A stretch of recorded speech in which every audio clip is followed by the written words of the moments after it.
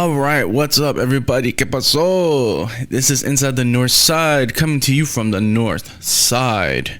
It is me, your host, Ulises, and yo, guys, I got like this very special guest. I mean, he's a big deal, but then he's a big deal, but then he's a big deal. So, I want you guys to put your hands together for Mega Man, aka Stephen Martinez. Hey, thank you so much for inviting me on. I really appreciate it. I've been really busy. I've been just got done finishing up part 4. Starting this I don't know when is this episode going to be out, but this Sunday I'm going to be releasing episode 192. Part 1, talking about ghost stories and demonic spirits. Ooh. And this is going to be a 5 parts. This is what's been going on in my life when I was little until now. And a lot of these stories, these are not make-believes. These are stuff that I saw when I was little. It's really pretty creepy. I think part 1 was a little creepy because I'll tell you this: if you're a podcaster, do not be doing episodes 3:00 in the morning on the witching hour. Oh man, I haven't done that, but I have done editing at that time though, and I'm like, yeah, what's going on? And it's weird because like where I'm at, this is like the living room, and right to this side is the restroom, and my parents and my brothers leave it open, and like it's kind of creepy, but I'm like, I gotta go close this door. It's like, I can't. I'm distracted. I don't want, crap to pop up or something like that. It's really weird because, like, as humans, we see things that aren't there, and then we're like, oh shit, I saw something. And it's like, no, you didn't see anything. It's just all in your head. But I do believe that there's stuff like that. I had my girlfriend's uncle. He does haunted tours here in Houston. So he does, he takes you to like these graveyard sites, and he'll take you to one of the popular tours that he has is he'll take you to all these like bars in downtown. And we have like the oldest bar, I think, in Texas, and it's haunted. There's no AC, there's no Wi-Fi. It's just like straight up old school. And like, if you go upstairs to the restroom, you can feel like the presence up there. I haven't been there personally because I just haven't, but I've had people go up there, and it's crazy. Creepy. It's crazy, and I'll give you a little sneak peek. This is the first time talking about this. I remember I had one of my cousins, Mario. Shout outs to him from the Rugged 33 podcast. When we were little, there was his dad. His dad passed away. He used to be a pastor, and he used to be one of those priests to, help people who possess or have exorcism. Mm-hmm.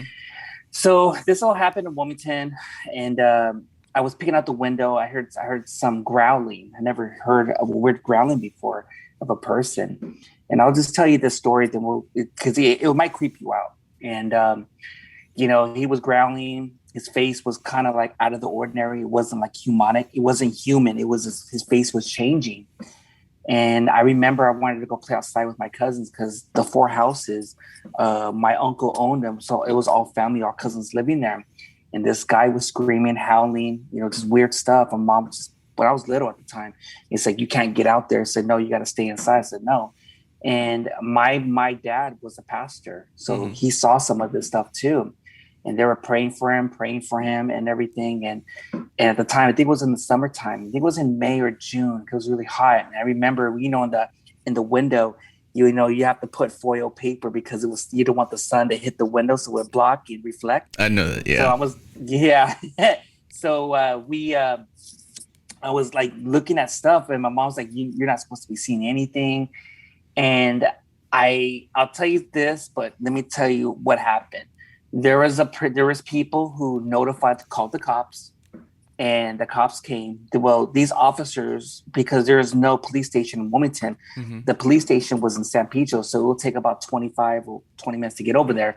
But they would have the cops, always around that area.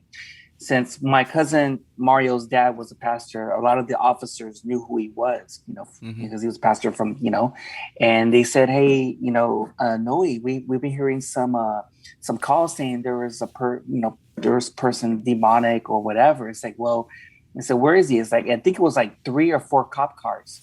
And he said, well, if I show you this person, you're going to be, you're going to get freaked out. It's like, and the officer's like, we've seen everything. Try me. And he's like, all right.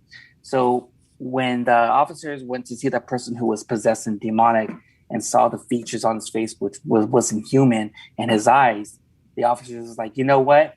Let's get out. We're out of here. This take off. This is not, we can't help this person.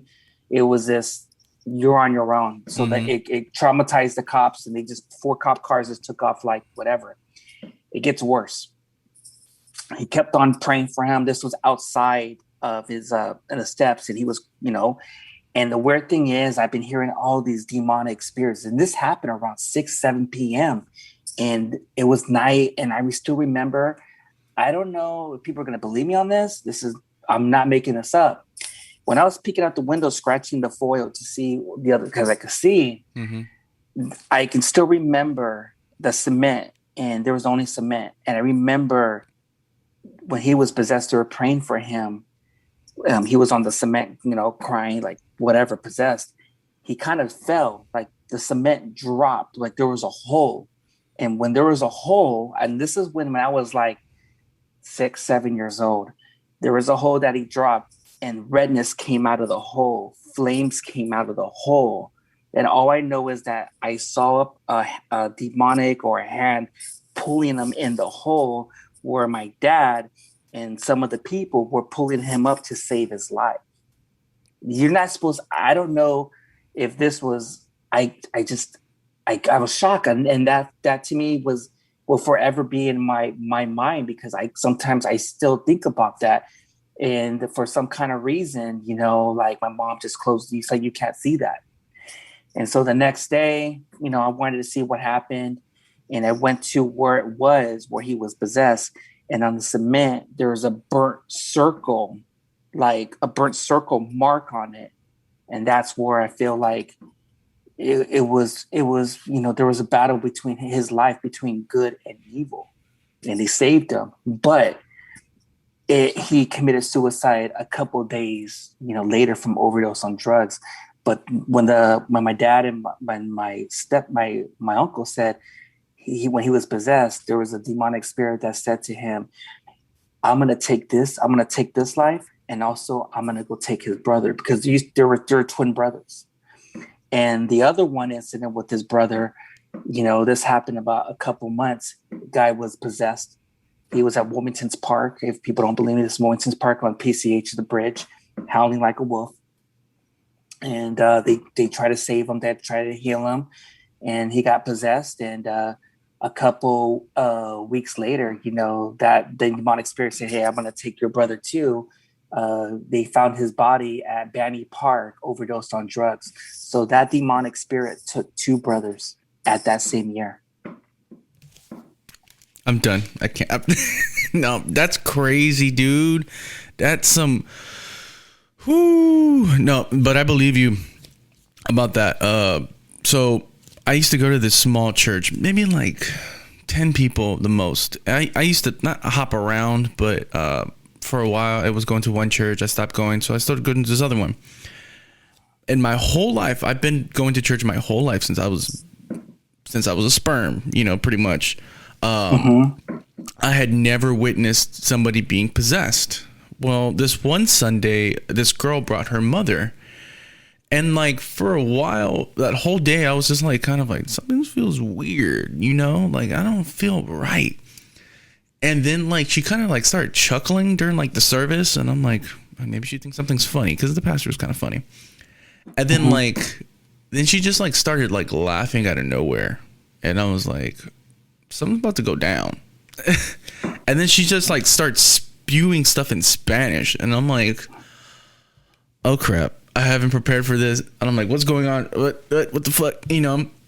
So pretty much that lady was possessed, and she was on the floor like squirming and laughing and crying and screaming.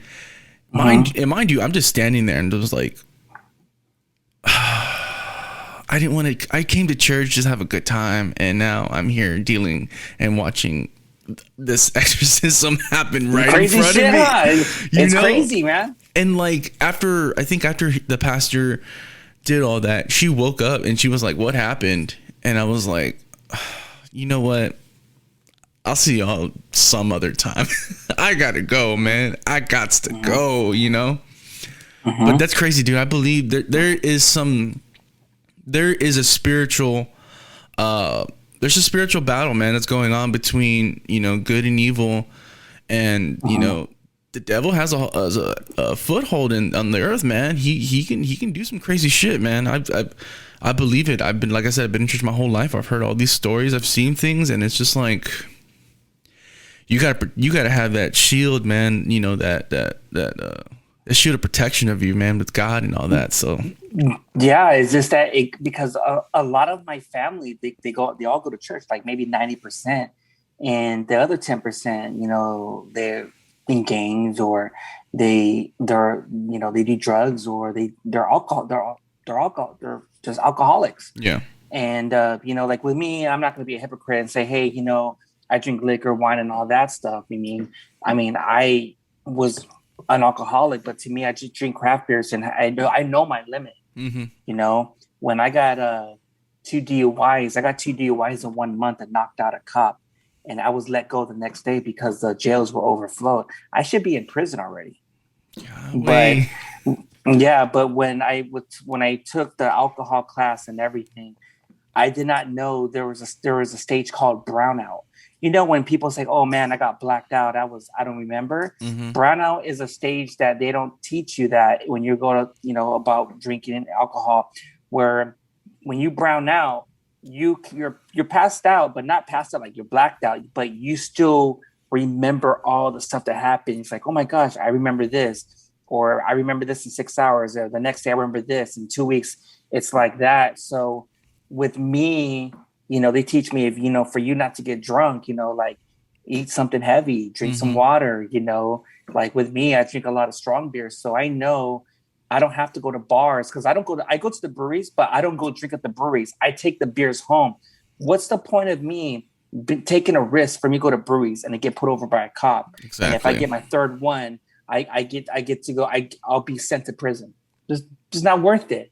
So that's why I just buy some beers home and stay where I have my home. I don't have to worry about the cost, because, you know, right now we're a lot of people are losing jobs. The cops are trying to figure out a way to bring money to the city. It's like, hey, let's do a checkpoint. Let's do this. Let's do that. So it's not worth it, you know. And I love craft beers. I love drinking. I love it, but to the point, I had to reflect a couple of days ago, because me and my lady, we went hiking at La Sajenda Heights.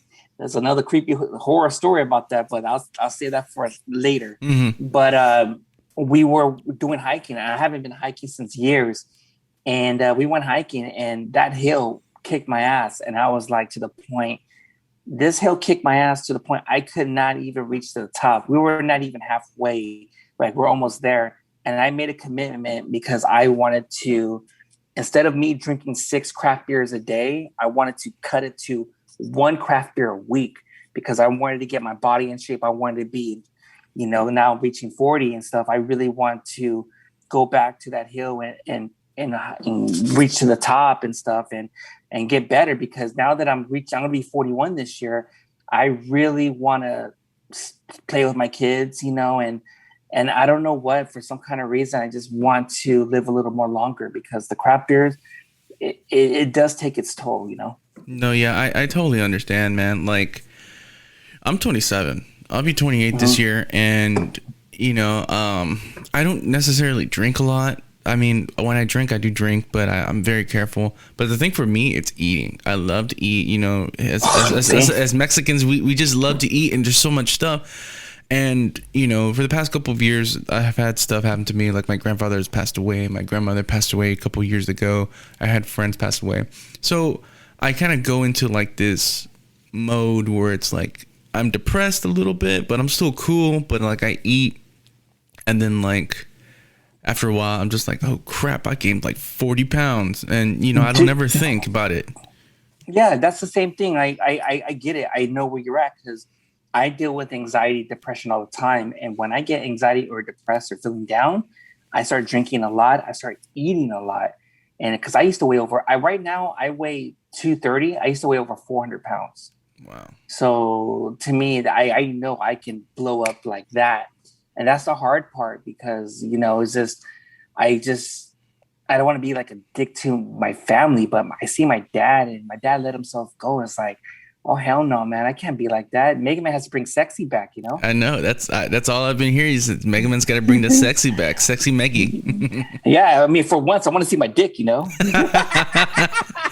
Man. I can see my dick. But hey, yo, no, for real. Because when you drink a lot of craft beers, the hazes and all that stuff, it's hard. You're going to be stuck with that gut. And it's hard because those hazies, it makes you bloated where it's like, you don't want to do shit. I've been there. Well, not necessarily with the beer, but with the food. There's like some foods where I'm just like, I'm going to take a little nap. And then I wake up and it's like 4 hours later. I'm like, yo, where did the time go? Yeah. And because I work overnights, I took the day off for you today. So the work was kind of slow. It's like, hey, make man, take the day off today, dude. You have a lot of vacation. We got it under control. It's like, cool, thank you, God. You know, yeah. So I could spend more time with you doing this podcast. But doing overnights and you're not getting that much sleep. You're drinking. You're eating a lot. This is where the weight gain comes into play. You know. Oh yeah, man. I totally understand it. I totally understand that. All right, so Mega Man, well, aka Stephen, let's get to know more about you. So tell me about yourself. How were you as a child? Oh man, dude, I was one of those. I was like the real version of Curious George. He was getting into mischief, getting into trouble, just kind of just curious about certain things. And I mean, man, I was just used to getting the spanking every day. It's just fuck it. It was hard. Maybe I had ADD. It's just I was a hyperactive kid, and now I'm seeing like I just had a son like a year and a half ago, and he's like my little version of Mega Man, little Mega Man. And my lady was like, why is he so active? You know, we gotta take him out. He's just hyper. He's curious. It's like seeing me all over again. Mm-hmm. Yeah, I've heard somewhere that I think when you have kids, one of them will end up turning out like you, and you have to like. What's it called? I think it was Rant. I think Jose was talking about that. Where you kind of like, you have to like deal with the kid how you would deal with it or something like that. I forgot what it was, but I don't have kids per se. You know, me and my girlfriend haven't. We've talked about it, and like I would love to have kids, you know, but I'm kind of like nervous because like I know how I was a kid, and I'm like, man, how the hell am I gonna deal with this little bastard? Yeah. I noticed that a lot of people that I know, they want to wait on having kids because some people told me like, oh, I want to wait to have a kid. Like, why? Because I'm not going to bring a kid into this world where all this shit's going down with COVID, you know, jobs are getting lost and these riots and these street, you know, just crazy shit, you know. It's just like, but me, when I was little, man, I had it hard, man. I mean, there was things that I saw that I should have never saw when I was, me and my parents were living in Wilmington, California. You know, you're not supposed to see dead people when you're little, like overdosing on drugs. Mm-hmm. Or I saw a guy raping a girl, like when I was little, like what the fuck, hookers and drugs and just crazy shit, you know, like, but the kids these days are a little bit too sensitive, you know, but to me, we're like the last of the Mohicans, you know. I was born in the 80s, so yeah. This is way before internet and all the social media, man, where, you know, those are the good times, you know, playing outside, you know, look at 7 p.m., the lights go on. That means it's that time to go inside and just get into mischief, get into trouble and stuff like that. But when you're a kid living in Wilmington, my mom was like, you're only going to stay on the end of that street and you're going to come back. Because if I go to the end of the street, my grandma had the front house. Mm-hmm. She would call like, hey, Stephen over there, say, hey, you got to go back. the reason why she did that for, because in those days in Wilmington, there was a lot of gang wars, the Bloods, the Crips, you know, it was drug infested. I remember, you know, we're living on Blinn and Ruby Dock Street, and there will be drive-bys every day, just, you know, people doing home invasions. I see a lot of people, you know, going to Ghost Town. It's on the other side of Wilmington, you know, getting drugs. I remember Martin Moreno from the Yo-Yo podcast told me, like, you know, when you go to buy drugs at the other side of Wilmington and Ghost Town, it was like, you know, going to In-N-Out, you know, long lines of just giving drugs. And I think and wonder why, because of Freeway Ricky, you know, he was, you know, distributing all those drugs and everything. Mm-hmm. And at the same time, he was an informant for the CIA, you know, selling all those drugs because of the whole thing with the contraband, with the whole Nicaragua would turn into a communist country where the Washington denied to fund them to stop communism. So how are we going to figure out a way? Let's sell drugs into the inner cities of LA to fund our little contraband war over here in South America. Mm-hmm. So that's what was really going on until, you know, drugs, people getting killed and everything were enough's enough. And that whole, I mean, people were, I heard stories of people being hostages, people getting kidnapped, you know, it was all blacks and Filipinos and that's it. And they started doing these raids. He started doing these junctions and he started kicking everyone out and stuff like that. And, you know, and now Wilmington had really, really calmed down a lot. But those 80s and those early 90s was a war. It was a war. That's crazy. And that's one of the reasons Black people don't talk about, you know, when about Wilmington. You know, we had it hard. You know, there was a podcaster, I'm not going to mention who, he criticized me because I did a documentary and I said, hey, if you can make it out of Wilmington, you can make it out of anywhere. For him, he got mad. He thought I was mocking our city, saying, why would you say, like, if you can make it out of Wilmington, you can make it out anywhere, saying like I was disrespecting our city. But the reason he didn't understand is like, if you can make it out of Wilmington, you can make it out anywhere. The reason why I said that for is because Wilmington, California toughened me up for days like this that were going on in society right now, mm-hmm. where a lot of people right now are giving up. I give up. They're entitled. They just don't know how it is to handle pressure and obstacles. And to me, I'm so thankful that I grew up in those times, you know, going through those hardships, you know, not having food for weeks, or my parents losing their jobs and they're got to hustle. And I can never. I'm just happy that I've been through times like those because I know how it is to be homeless. I know how it is to have a hard life, you know. And I am thankful that Wilmington made the man who I am today. So, were you born in Wilmington, or were you born somewhere else and your family moved there? I was born in Long Beach, California, at Memorial Hospital. We moved to Wilmington and we stayed there till maybe I was 10 years old or 11.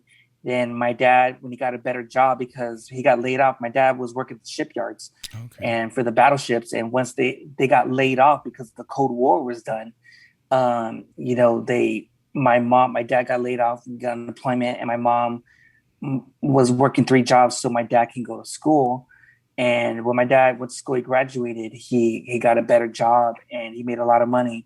And we moved to the next city over, which was more nicer, of Carson City. We moved over there, and it was because a lot of my family in Wilmington, they moved out. They moved because Wilmington was getting bad. A lot of people were just moving out.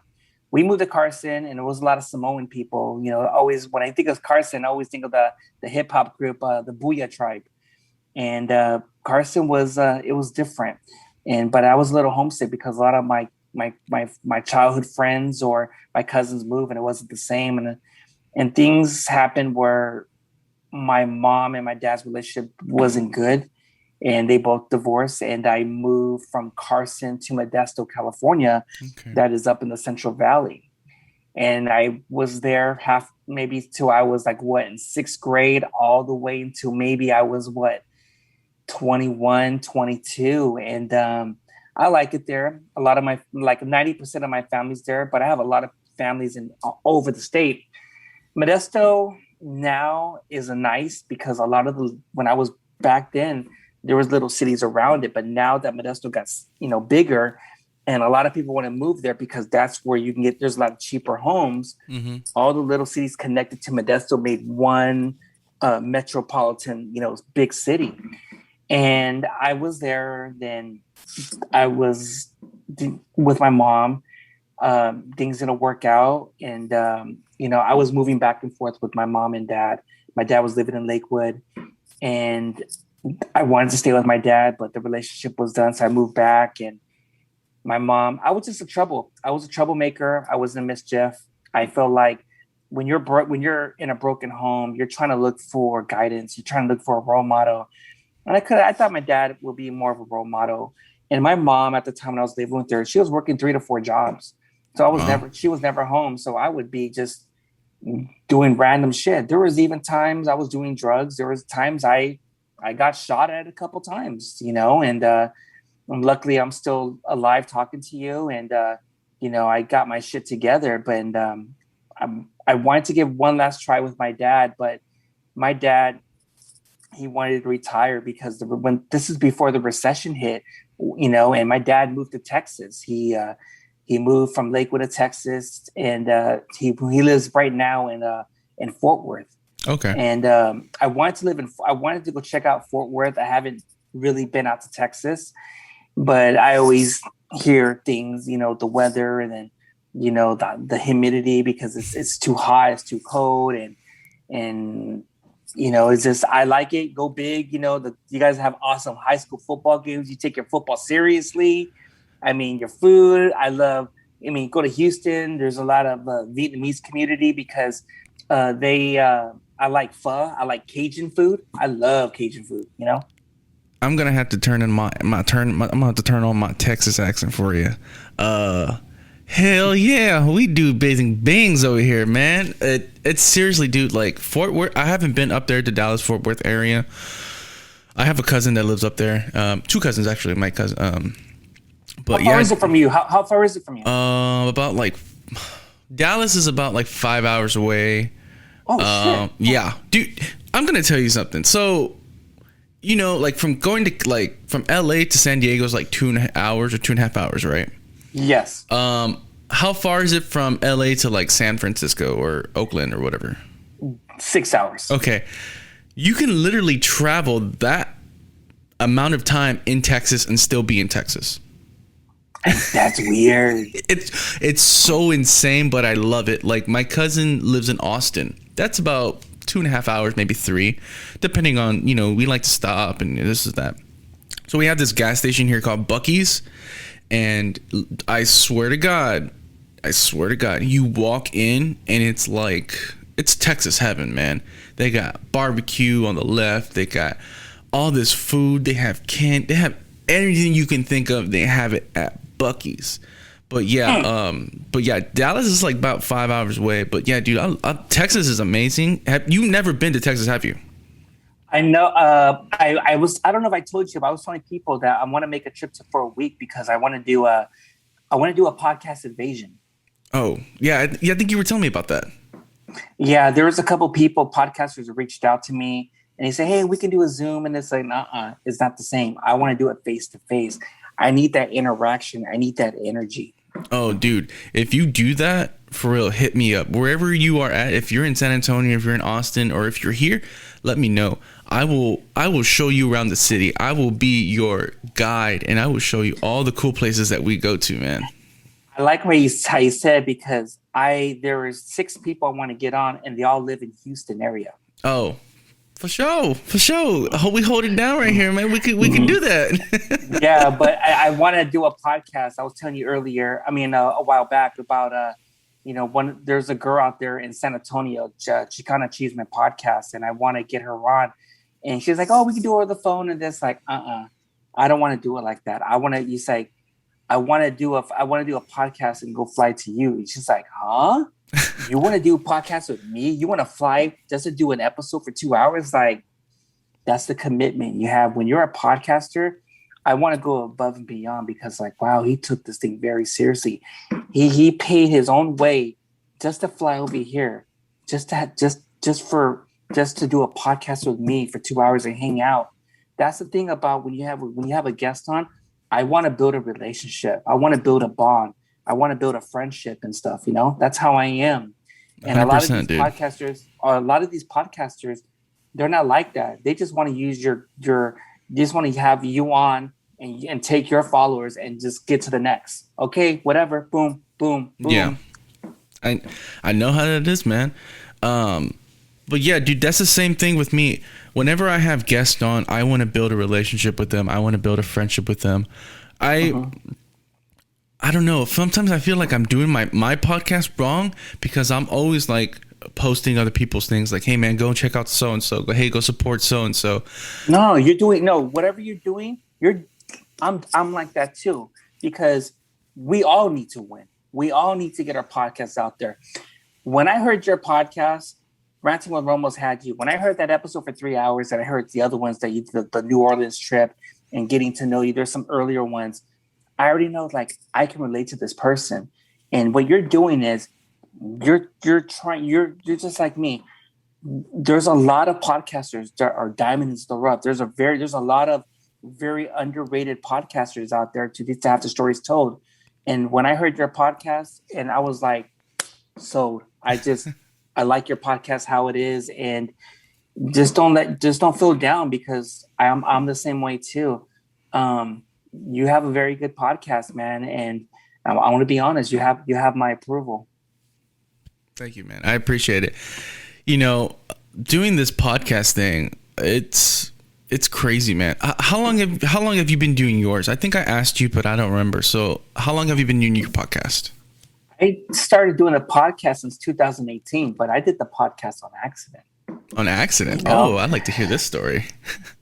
The reason why I did that on accident, because I've always been like a huge podcaster fan, listening to Rogan, Tom Segura, Tom Green, Adam Curry. Adam Curry is the godfather of podcasts, of how everything started, because of Adam Curry. A lot of people don't know Adam Curry was a VJ for MTV. Adam Curry now lives in Austin, Texas. And hearing him, how it started and everything, and selling the podcast to Apple's, to Steve Jobs, and this is how a podcast all started. I wanted to do a podcast, but before we get into that, I was a huge comedy fan, you know, going to comedy shows and everything. This all started was when Joe Rogan from Joe Rogan's podcast invited George Perez, he's a comedian, and he invited to on a show when Joe Rogan was in LA. And Joe Rogan likes to push a lot of people to do podcasts, because he's always, hey man, you have a good story, you should do a podcast. Joe Rogan planted that seed to George Perez, and say, you should do a podcast. You sure, dog? Yeah, do it. And 2 or 3 weeks later, George Perez, he's a comedian, started the podcast called George Perez Stories. When he did, I quickly subscribed on my Apple Podcasts. Hearing the episodes, he had Jason Rouse, he had Ezon, he had Cy Digetti, his co-host, XG Xavier. He's a producer, but also he's the producer. He does the podcast with Sam Tripoli called Tinfoil Hats, where they talk about conspiracy stuff. Oh, cool. And Ezon is always on. Ezon is the co-host of the Dr. Green Thumb podcast he does with us, Be Real from Cypress Hill. Nice. So when you meet all these people and have all these connections, this is where everything comes into play. He had on Martin Moreno. Martin Moreno's a comedian, his son Hooter. They're comedians. Martin Moreno he was a comedian. He went on tour with Fluffy, Gabriel Iglesias. Yeah. He had on Jack Jr., Renee Garcia's, Sophia Nix. The person I never knew, but I heard his name out there in my ear. He invited Felipe Esparza on the podcast. And when he was like, "What's up, food?" When he said that, I was sold. And hearing all these people, I started tagging them on stories like, who is this guy? Mega Man. And I was showing nothing but love to Felipe. He would repost my stuff from time to time. But now with a lot of these well-known podcasters, comedians, they're not going to know your name. but they'll know your username when they think of, who posted that? Oh, Mega Man? Oh, that guy's hella cool, you know? Yeah. So George Perez, he called me or he DM'd me, hey dog, what are you doing on a Monday? He says, nothing. Why? I wanted you to come on my podcast. I never did podcast. This is my first time. As the 50th episode on the George Perez stories. I was nervous as fuck. I was high. I was like, oh my God. It was a good episode, but it was like I was saying stupid shit. But 2 weeks after, Martin Rizzo, he has a podcast called Squad by the Bell. He does with his lady. He goes on tour with Felipe Esparza from time to time. He invited me on. I did his podcast. He was the one I give credit to because he told me how to do it on Anchor and this, whatever. And that's how it all started. Cause I was like, I told, like, hey, well, how do I do this? I told Rizzo, how do I do this? It's like, you do it this. I was like up for 3 days. The first episode I put was like 35 minutes. It sucked. I had no skills, unexperienced, no editing. It was stupid as fuck. Oh, this is embarrassing for me to say. 3 days after, Felipe Esparza was doing a live on his podcast called the What's Up Food Podcast. He gives me a quick shout out. Shout outs to fucking Mega Man from the Mega Man's podcast. Follow him. And boom, George Perez, side dick reposted, showing me love. Boom. So it was like this, like getting 2 well-known comedians to 2 well-known podcasters help platform the Mega Man's podcast. And I got all these numbers, like all these DMs, like, what the fuck? You know, like I was overwhelmed. Like, and I think in a way I was like this close, a couple times this close to like quitting the podcast. Yeah. I didn't know how to deal with pressure like that. And a lot of my numbers were going down because I didn't know what to say. I would say stupid shit, like random, talking about pussy jokes or talking about like how many girls I hooked up with or friends with benefits and getting drunk in breweries. I didn't know what I was doing. So I was like, hold up, give me 2 weeks. Let me regroup. I want everyone to know me, not as Mega Man, but as Stephen Martinez. And this is where I started the Mega Man's Life, where I talked about my journey when I was little until now. I didn't know that these episodes that he's called these Mega Man's Lives would touch so many people's hearts. And I would gather so many good listeners and meeting people, you know, face to face, like, hey, my name is so-and-so, like, oh shit, take pictures with them and everything. It was kind of weird for a couple people to take pictures and he was like, hey, can I get an autograph? I would never had that before. Like, I'm not special. Like, I'm just a podcaster, but they know your face. And I'll tell you a story. There was a person who was, I always keep it anonymous because some of these listeners, they want to be very private.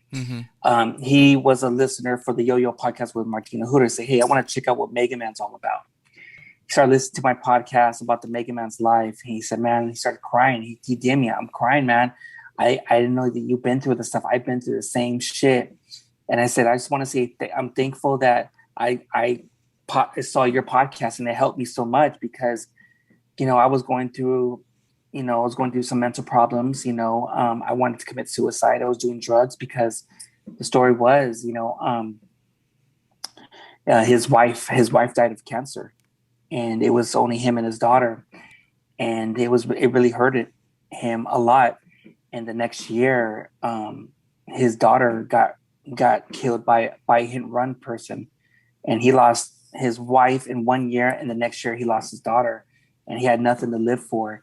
He was doing drugs, and he was telling me I was trying to listen to any type of podcast that's going to help me out in my depression.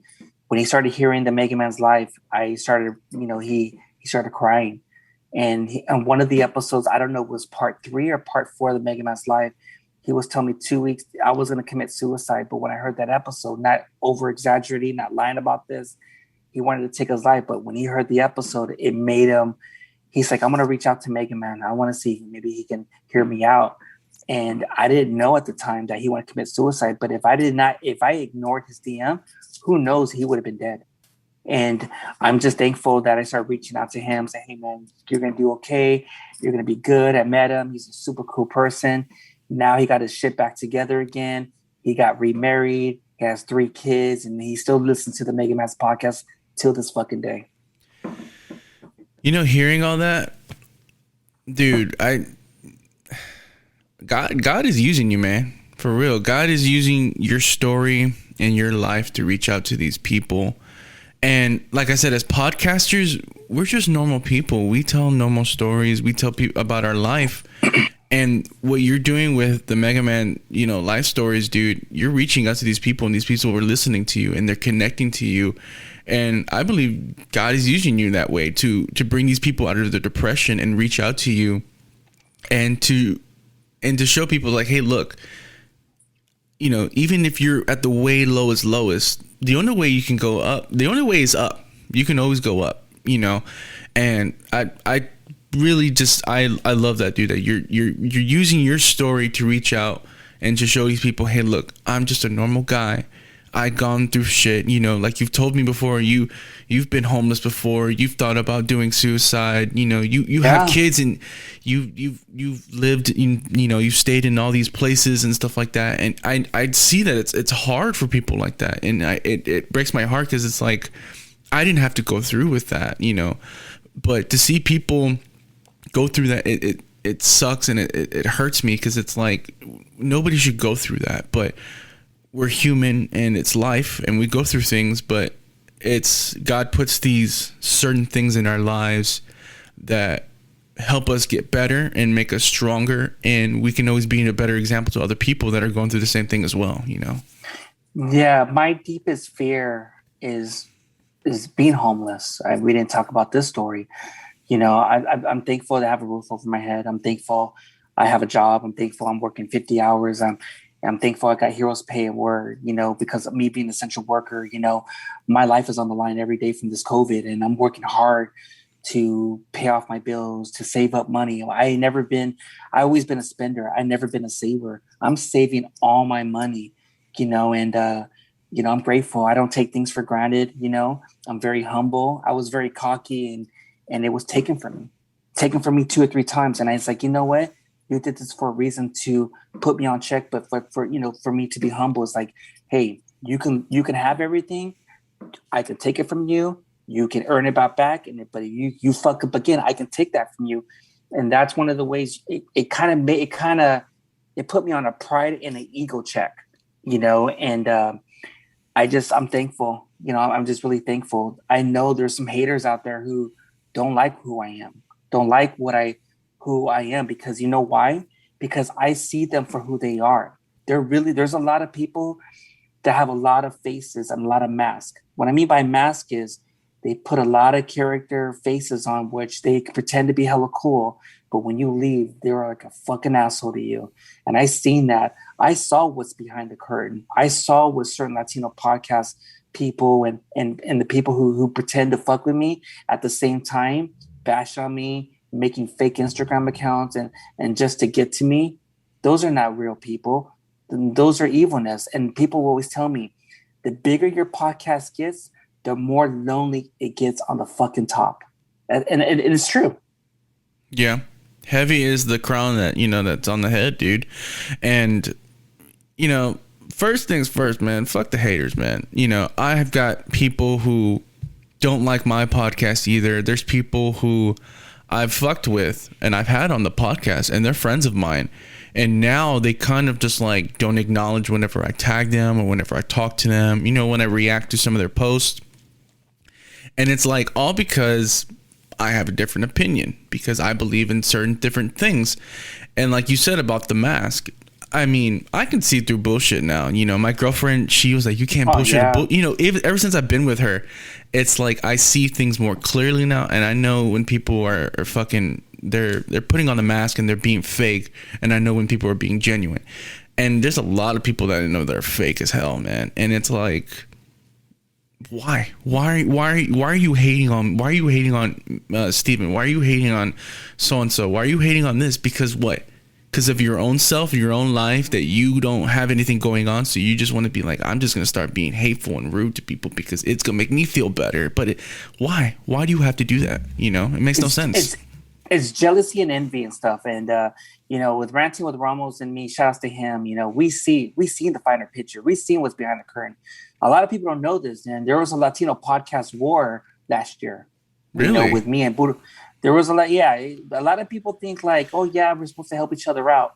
I'm gonna be honest with you, and I'll say it straight up, man. Latino podcasters, it can be very sometimes. Now I don't want to say sometimes, all the time. It can be very cutthroat. They pretend to be hella cool and everything. At the same time, they can be bashing on you. And if you put certain podcaster on check, like what they say and what they do, they'll blast you. I'll give you an example. The whole last year with this whole Latino podcast war with me and Puro Cultura's podcast in Minnesota, that was real. Because, to me, I was fed up. I was fed up. It's like, why are you a pro-Latino podcast speaking, talking about certain things that you're not from here in the LA scene or from the Texas scene or the Oregon scene or certain areas? And why you keep on dropping the fucking M-bombs, dude? Dude, like, for real. So Jose did an episode, I think for last Friday, and he was talking about the Chicano podcast, and exactly he talked about Pura Cultura, and I've heard about them and I followed them. I thought like, hey, they're Latino, let me check them out. So I listened to their very first episode that came out in 2019. Dude, that whole hour episode changed my opinion on them. They dropped the N-word. They're supposed to be about the culture, but yet they're being fake, and they're and I looked through their Instagram, and I'm not bashing these guys. They got their own opinion. That's how they feel. They're up there in Minnesota, that they might have a different opinion than us Latinos here in Texas and LA. But if you're supposed to be all about the culture, then you shouldn't be blasting and talking shit about your fellow man, because we're all supposed to, like you said in your live video, we're all separated. We're all divided, man. We can't come together, and until we stop bashing each other. Like, I got nothing against Pura Cultura. I mean, I don't even know them. I just listened to their first episode. The thing is, the reason why I don't like them, because I know Ramon from Chicano Shuffle, and I'm gonna name drop, and I don't care, because I went against 9 Latino podcasters, one of these major Latino podcasts. They try to cancel me. They cancel culture. They try to say, we're gonna take down your podcast. I lost, like, I had to make a new account, and I lost a lot of good people. But you know what? When I think about it more, you weren't supportive. You were never supportive. So when the situation what happened with me, Pura Cultura, because I called them out on the bullshit. Yeah. The thing is, if you're gonna be a podcaster, you better have fucking thick skin. You better own up to it, because you might have listeners, or you might have people who might challenge you on your authority of what you talk, or what you say on your podcast. So you better own up to it. Well, with them, they don't. What they'll do is they'll fucking block you. So it means, then you can't accept a challenge from this person telling you, hey, why do you guys say it this and not that? No, you just, say you just block them, and you do your fucking lives, and you get so drunk that you regret what the fuck I just talked about, and you have your people talking shit to you. And when they went out and disrespected me and bashed on my podcast, and they instigated where they told their followers to start making all these fake Instagram accounts, start bashing and all that stuff, making threats to my lady's house and to my kids, saying, hey, I hope your daughter dies of cancer. I hope your son dies of autism. Your kid's retarded, like all that stuff. What type of Latino podcast are you promoting to promote hate to other people? And we all have fucking families. That is not a Latino podcast. What are you teaching us? They are not teaching us shit. They are teaching us to hate each other and to bash people on social media. Fuck Pura Cultura. Fuck them. Dude, like I said, I don't know them, but just listening to that one episode 3 years ago to this day, February, but listening to that first episode and looking at their Instagram, it's like I got a bad vibe. And like I said, you have said about them, Jose has said about them, and it's like, like I said, I don't know how it is in Minnesota. You know, I have cousins that live in Minnesota, you know, and I don't know how the Latino culture is up there, but like what, and I think they're first generation Americans. I'm not sure. Their parents came from Mexico. I don't know, but it's like, yo, why you have to do that? It's like, dude, I didn't know that. I didn't know about this podcast war against the Latinos and stuff like that. But it's like, you shouldn't, as a Latino, we shouldn't be promoting hate, especially with all this stuff that's going on with the BLM and the Asian hate community. We should be stronger as a community and be like, yo, squash the beef. You know, hey, I know Mexicans don't like Salvadorians don't like Hondurans don't like Cubans don't like Mexicans. Who cares who doesn't like who? Right now, at this moment, we all need to stand together and we all need to be as one, because when they're gonna come for us, it's gonna be easier, because it's like, oh, I can get these people. They're fat. They're all by themselves, and it's like, I can get the Puerto Ricans fast. I can get the Cubans against the Puerto Ricans. I can get the Dominicans against them. They shouldn't be doing that. That's not right. That's totally wrong. As a person, that's horrible. And at the same time, they're being hypocritical. Before all the George Floyd happened, because they're from Minnesota, they were on the front lines. They were very positive pro-Latinos, like, oh man, it was very uplifting. Like, man, but when the situation with George Floyd, it went down, I noticed that they started being more racist against Black people and stuff like that. When you lost me, you were hating on Black people. It's like, you know what? I'm tired of hating on Black people. Hey, Black Lives Matter. You lost me right there. You lost me right there. Yeah, dude.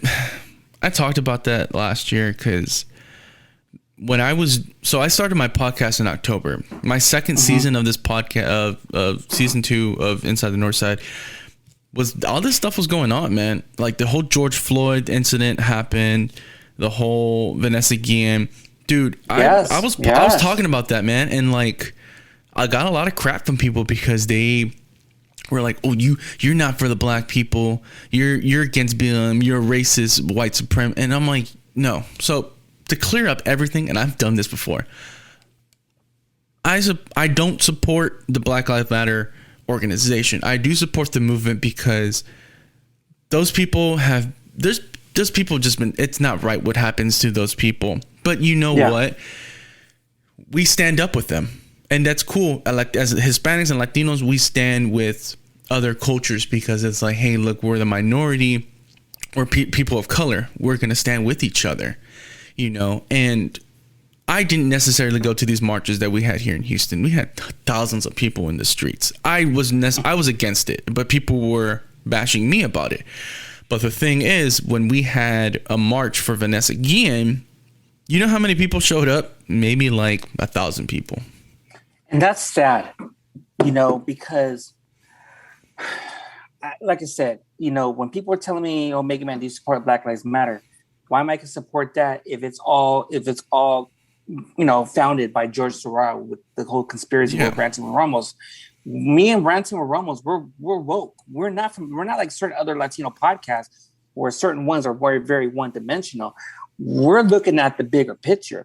When you have a lot of guidance, we see from major people like Gil from American Cholo talks about, hey, well, I don't know, you seeing this, Mexicans fighting over Mexicans, and they're just looking outside. So look at these idiots. They're fighting, and we're not thinking about money or what's going on with the economy and stuff like that. I want to be like that. But it's sad that the whole country is going to support George Floyd. But when that situation happened with Vanessa Guillen, I thought this was going to be an opportunity for the whole country, for all of Raza, to get together and unite and say, hey, enough's enough. But it was gone like in 2 or 3 weeks. Yeah. I mean, even the mother went to Trump, but I think. So it's that crazy. That picture was 1,000 words. Seeing Vanessa Guillen's mom with Trump, it was like she could tell she just didn't want to be there. She was like, "Fuck this." You know, she's from here. She's from Houston, and my cousin was stationed in the same place where she was at. So, and I work for the school district that she went to school with. So we, the Houston ISD is a big district, and the school that she went to, Chavez High School, I've been there before. I delivered there before. When I was hearing about this on the news, dude, I couldn't sleep for like 2 or 3 days, man, because it just bothered me so much because 1, she's a Latina. 2, she's from Houston. 3, she went to sign up to protect this country. And, my cousin did the same thing. They're stationed at the same base. And hearing all about this, it's like it worried me about my own cousin, and it worried about like her and her family. Cause like, dude, that could have been my sister. That could have been my cousin. That could have been anybody. And seeing somebody who looks just like me bothered me. And and Gregory Morales too, the guy that people forgot about too, that he was murdered, and he was from. Is that the one that happened in Florida or Virginia? Was that the one in Virginia? No, that was the same one that happened at the same base. They found him, and then they found Vanessa, the same distance. When the whole situation happened with Vanessa again, there's been another in the Latino community, Hispanic.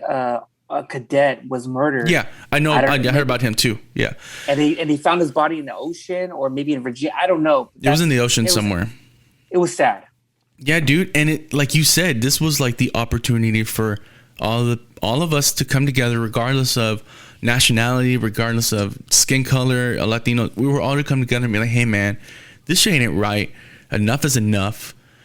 But nothing happened. But the thing is, I kept up with the movement. It literally started here.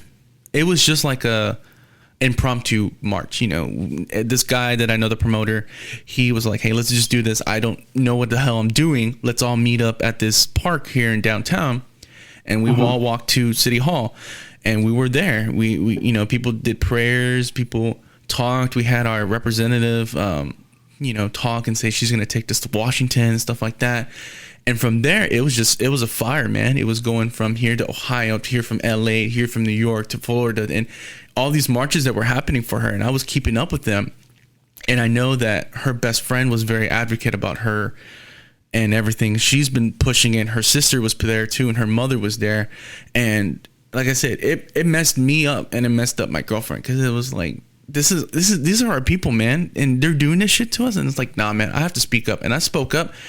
And yet my voice was unheard by people. People were just like, yo, chill, just chill. Yeah, don't. See, that's the thing right there. See, that's the thing. Like, Asians in the Black community, with the movements, they had their opportunities and they got what they wanted.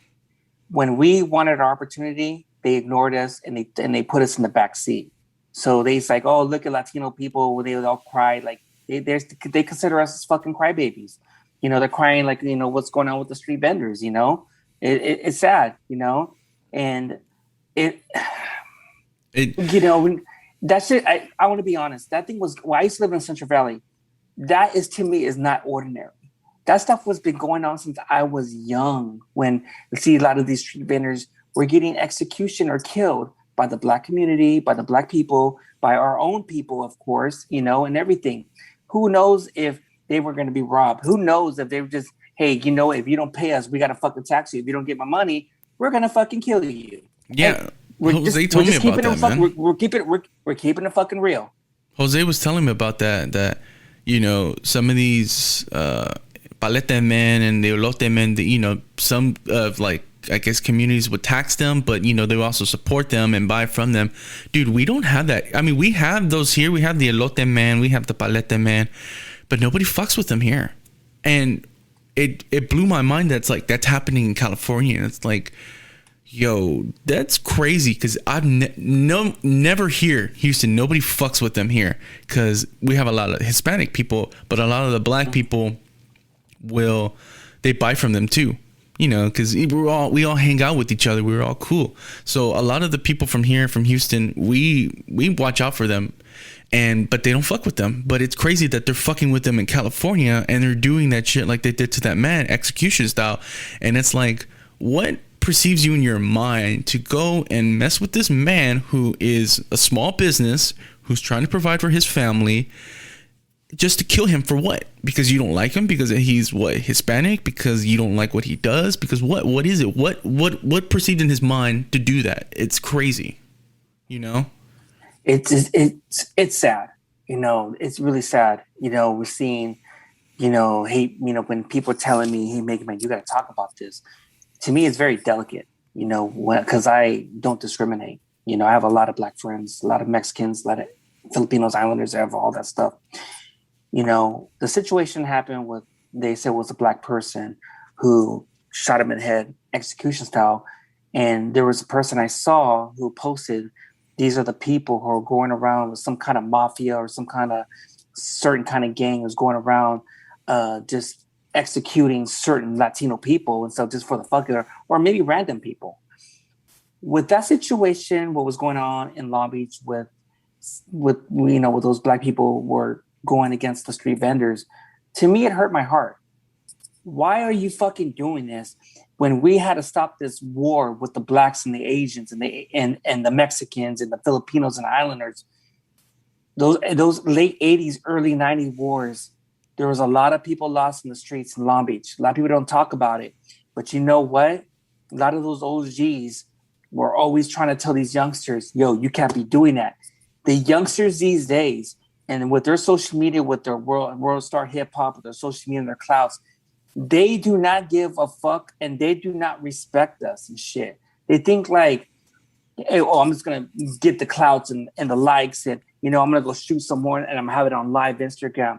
You dumb fuck you. You're an idiot. You know what it is, man? It's that these Gen Zs and some of the millennials, they weren't taught with the what's the word? They weren't taught with these same things that we were taught. My parents taught me to respect one another, treat others to people the way you want to be treated, you know, stand up for what's right, you know, stand up for people that need help. And it's like these kids nowadays their parents don't know that. Their parents are fucking 35, they're 40, and they're, you know, the ones that were doing the same shit too. So they it's a cycle that keeps going. These kids don't know about fucking respect, man. There's kids that will come up to me that will talk shit to me, and I'm like, dude, I could fucking squash you, you know. And it's like it's crazy, man, that they're doing that shit in LA. And it's like LA, I mean, California is Mexican pretty much, and it's like, yo, you can't be doing that, man. I really want to be. I'm upset, man, because it's like I'm here and I can't do anything. The only thing I can do is just talk about it. You know, I want to go out there and do something, but it's like I can't because I'm so many miles away. If I could, I would fly and be with y'all and help y'all out, man, because that's my people. Those are my people. You know, I would do that for anybody else too, you know. I got challenged by some youngsters, you know, face to face, not on these grams, whatever. And I taught them, it's like, yo, why are you doing this shit, man? When you see on social media, because you guys are looking up to Cardi B and Tekashi 6ix9ine and all these trap musics and all this is like what's in, what's not, this TikTok.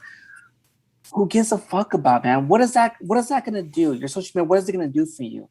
It's gonna when you're on people who are on social media a lot, what's gonna do is it's gonna make you not talk to me. You're gonna have a lack of communication.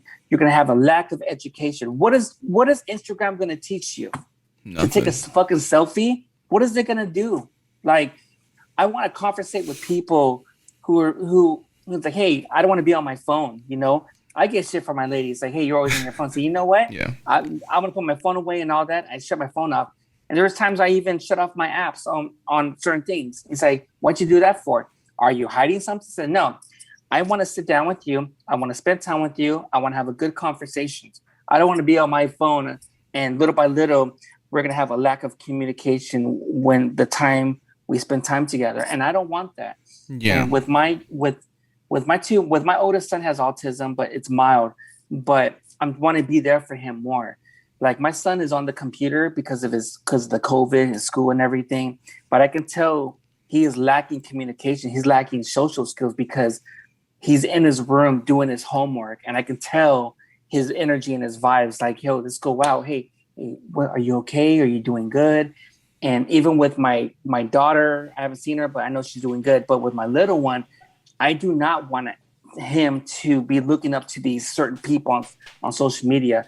I want him to be looking up to like people who inspired you, like reading books or people, I want if I tell people like, hey, do you know who, like the youngsters these days, hey, do you know who Nelson Mandela is? No.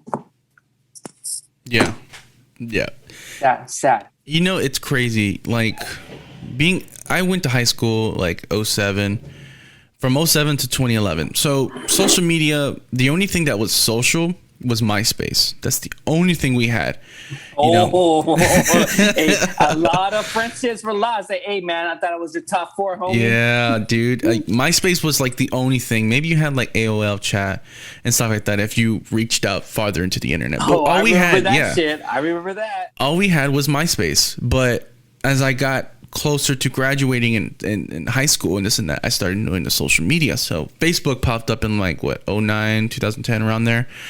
And I know Facebook was kind of like for the college kids and stuff like that, but then when it became public for a lot of people started signing up. People from MySpace went to Facebook. I was one of those people. And then you started getting Twitter, and then you started getting Instagram, and then you started getting Snapchat, and then you started getting TikTok and Vine. I literally watched social media like blow up in front of me.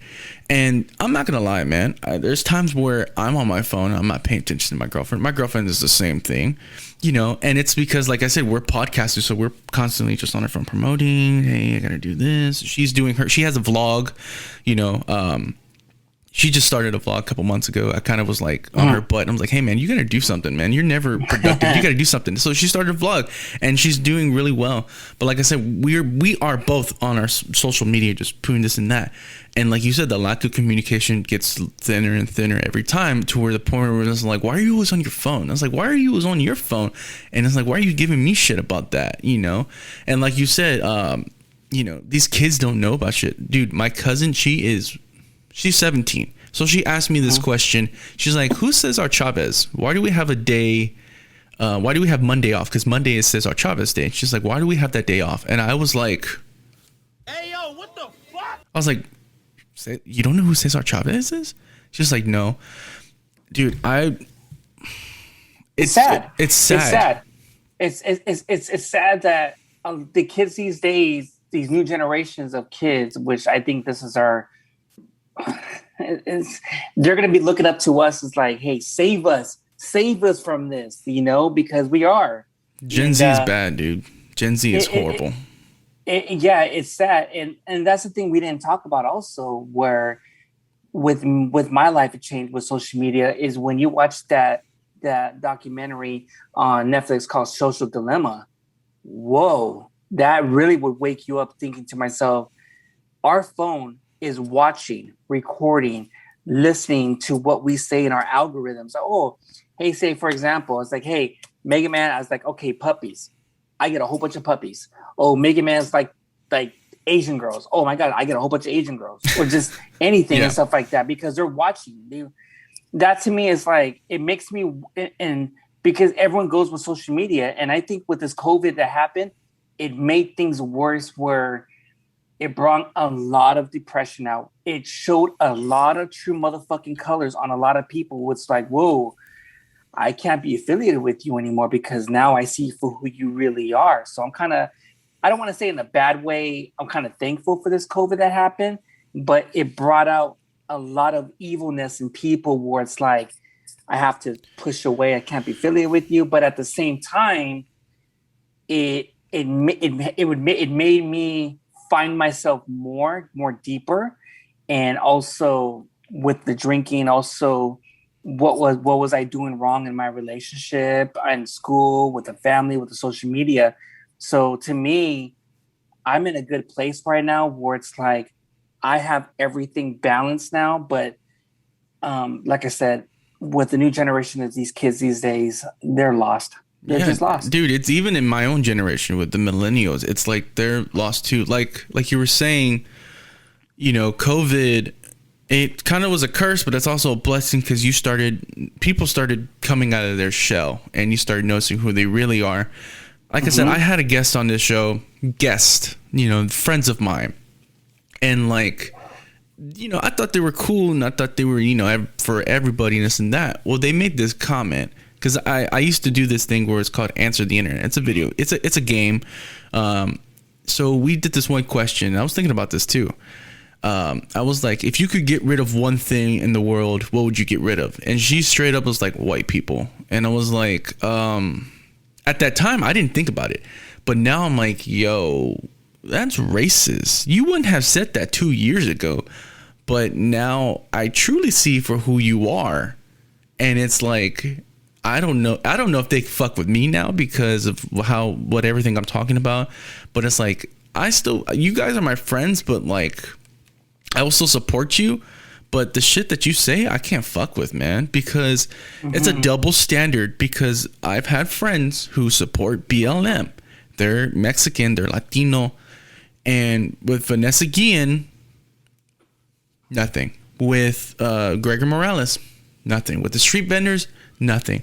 The Asian hate, literally, I was talking about this like 2 weeks ago, a couple weeks ago, because I started seeing that, and my girlfriend started posting this stuff. She'll send me stuff, and it's like, yo, what the fuck's happening with these Asian people? I didn't think about it, that these people were getting criticized and doing this shit to these people because they're blaming COVID on China and stuff like that. And it's like, all Asian people aren't Chinese. All people, they're Vietnamese, they're Korean, they're Taiwanese, they're Japanese. And it's sad to see these people get put in this box and then get blamed for something that wasn't even their fault. So yeah, I stood with them. I'm standing with them. I have friends that are Asians. I have friends that are Filipino, and I stand with them, and I posted about it. All these people that saw it, that I know that supported BLM, nothing. And now that all these celebrities and people are talking about it now, it's all like, I gotta post this now because so-and-so was saying. I was like, yo, bitch, why weren't you saying this shit when I was talking about it a couple weeks ago? Because everyone's doing it, because everyone doesn't want to be a leader. They want to be a fucking follower. True. That's fucking true, dude. Like, and that's the thing with me. I don't want to be a leader. I don't want to be a leader. I don't want to be a follower. It's like, hey, I just want to focus on me. Because I don't want to work for someone, which I kind of do work at a grocery store. Yeah. But I just like, and people will tell me, man, Mega Man, we depend on you. Like, say something. Like, we want to hear from you. Why? So you can repost it, or for you to criticize me? Like, yeah, exactly. That's the platform that we're on, dude. It's like, hey, like you said, hey, talk about it. And it's like, we do. And they're like, I don't want to hear that. I want to hear what I want to hear. And it's like, how do I know what you want to hear? You don't tell me. I'm telling you from my own opinion, and people will criticize you like that. People will either love you or they'll criticize you. Even with our own people, they, like, hey, Mega Man, say something. Well, whatever I say in my mouth, you might agree, or you might not agree, or you might just fucking bash on me, man. Like, come on, dude. That's the thing that George Lopez says. Mexicans, us Latinos, can never be happy for nobody. That goes with the family. That goes with anyone. Oh, mira. Oh, look at him. Why he's doing this? But when you get fucking big, mira, look at him. He's big now. Like, be like him. Yeah. But at the same time, you're gonna have an aunt, you're gonna have a cousin says, I don't know why you waste your time doing this, but when you do get fucking big, be like, hey, with me, I won't mention, I have family members and say, you just waste your time doing fucking podcasts. But now, in a year or two, they're like, man, I'm a believer, man. I was doubting you, but you know what? You're doing it. You're doing it. That's why you never judge a book by its cover. Just keep on doing it. That's why, I like to be that horse with the blinds, where I just not worrying about this side or this side. You're just focusing on one thing. The reason why, because I got a lot of mockery for this, because I did a podcast and a lot of people heard it. It says, what's your ultimate goal? And I told him, my ultimate goal before I die is, hopefully he's still around still, is I want to be a guest on the Joe Rogan's podcast. And I'm not going to mention this podcast, but they started laughing at me like, oh, you're never going to fucking make it and shit, and all that. And I'm thinking to myself, see, And this is the thing that I'm very selective of who I support in the Latino community when it comes to podcasts or the Latino community, because what happens if, I'm just saying what happens if one day, let's say, for example, let's say, hey, Mega Man, hey, what's your ultimate goal? I'm going to be on the Joe Rogan's podcast, and you are mocking me and laughing at me. Then all of a sudden, in a year and a half, you see me on Joe Rogan's podcast. How would that make you feel? It's like, fuck. You feel shitty. You feel shitty and all that. But to me, I feed off negative energy, negative or haters, because that motivates me when a person says, you're not going to do it. You're not going to make it. Like that movie Dewey Cox. You're never going to make it. Like, yeah, I know. I always say that shit. But I always prove people wrong. It's like when Puro Cultura is like, Mega Man's podcast, he ain't going to be like us. He never going to get him. He never going to get that. I bring the who's, whoever comes on the Mega Man's podcast, no matter if you're Hispanic, Latino, white, black, Asian, gay, lesbian, transgender, any fucking color. I don't give a fuck. If you have 1 million followers, I don't care if you have 50 followers. I just want to bring you on because I know I built a relationship with you. You have a good story to tell. I'm going to do my best to make that story good. So that story and that episode will live on forever. Will live on forever for their families or their kids, where their legacy can live on from generation to generation. When you and we are not here on earth. And the only thing they can hear is the Mega Man's podcast or your podcast and be like, dude, I remember when Mega Man was doing your podcast. It's like, dude, I remember I did the Mega Man. It's like, wow. Dude, you feed off that energy like Goku, dude, when he starts going Super Saiyan, man. It just gets my nipples hard, dude.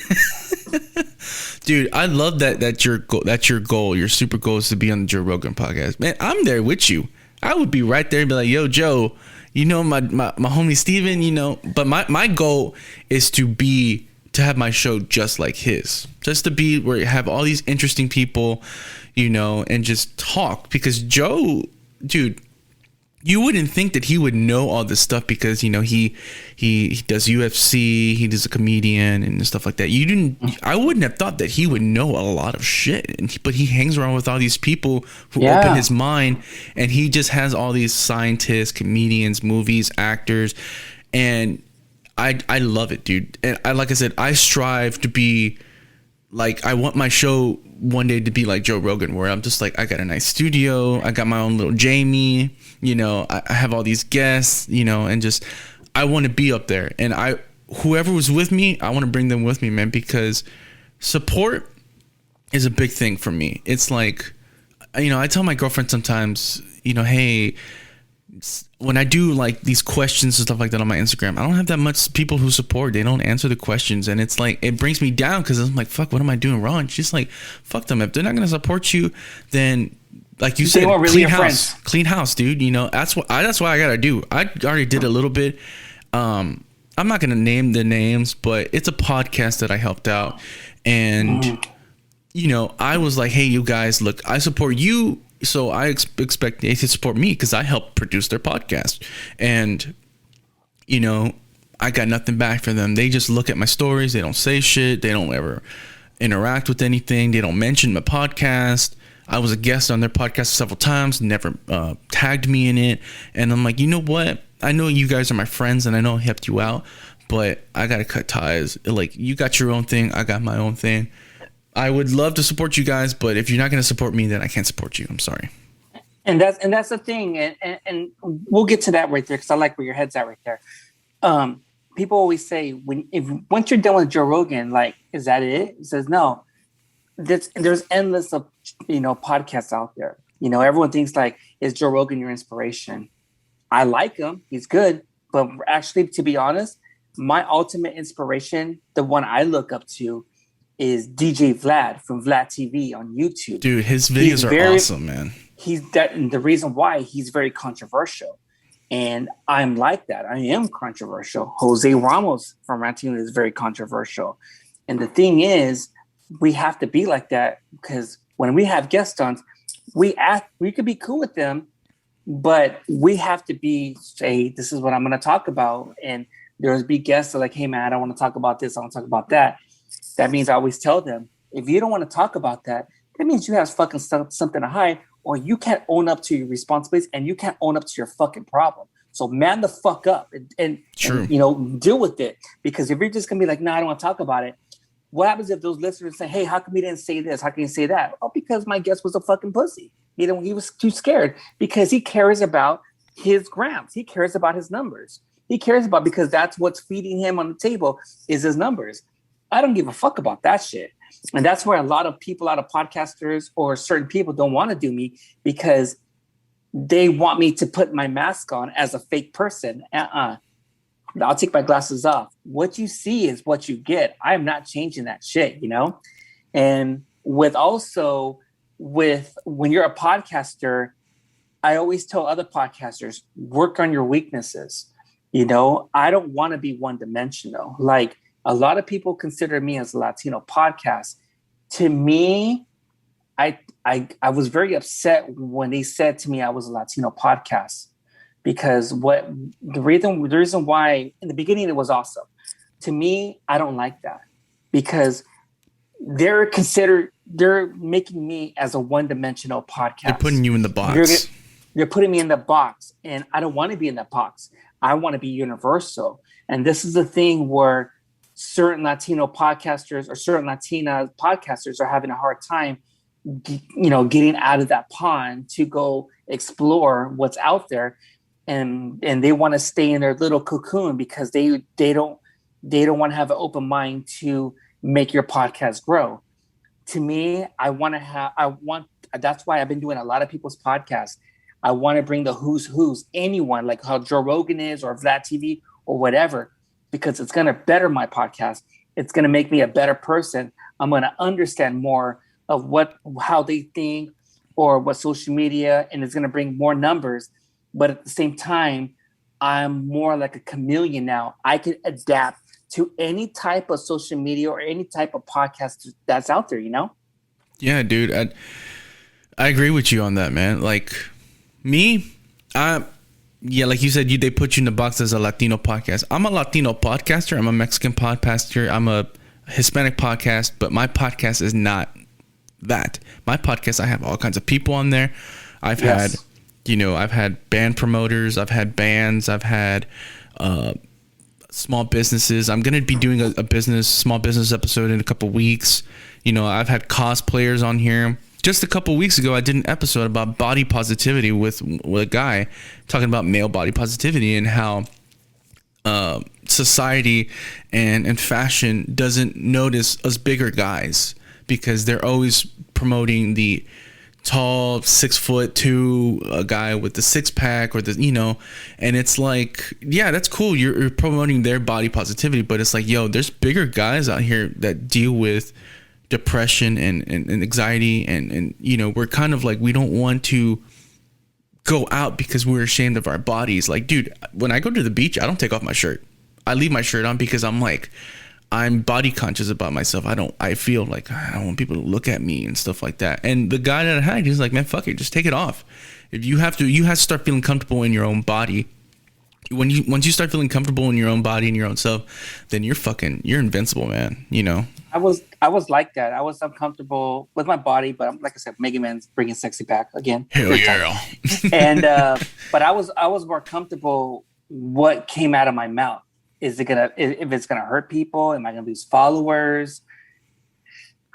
You know, but sometimes, you know, like, and I say this, you know, you gotta have an open mind. You have to explore different types of people's opinions or other people's podcasts on social media, on the news, or read books. You know, I stopped going to YouTube. I only go on YouTube to watch reruns of The Wire on HBO, but I've been going to this website because Google and YouTube and Instagram and Facebook are very censored of what they put on certain agendas.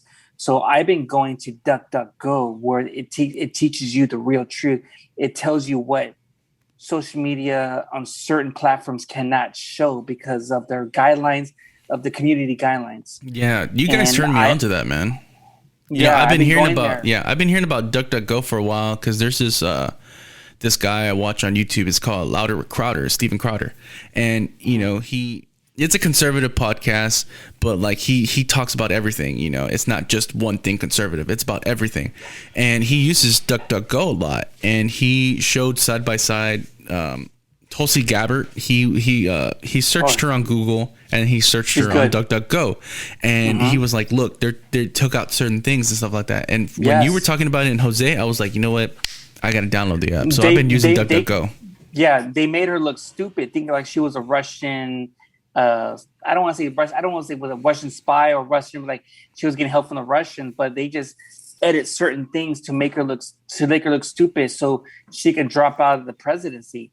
She's a good person. I like her. She was going to be one of those ones to stop this monopoly of social medias with Facebook and Instagram and all that stuff. She wanted just Twitter and all that stuff. Is this because that when you have those social media platforms, it can control your presidency of who to vote for, Trump or was it for Biden? Yeah. So that's why, in a way, with this whole DuckDuckGo, that's where I get all my information from: the COVID, the presidency, you know, the stuff that's been going on with this, you know, this child trafficking and stuff like that. A lot of people don't know, and it's something where when you're a podcaster, you know, when I'm a podcaster, I do not want to talk about false stuff. It has to be facts, because there will be people out there who will fact check you. Yeah, so for sure, dude. So, and that's the thing where a lot of podcasters, they think like, oh, podcast is easy, homie. Be in my fucking shoes. I've been dealing with pressure since day fucking one, and I deal with this shit now. The only reason I just took a break because of work, and I had to take care of some personal things up in Northern California.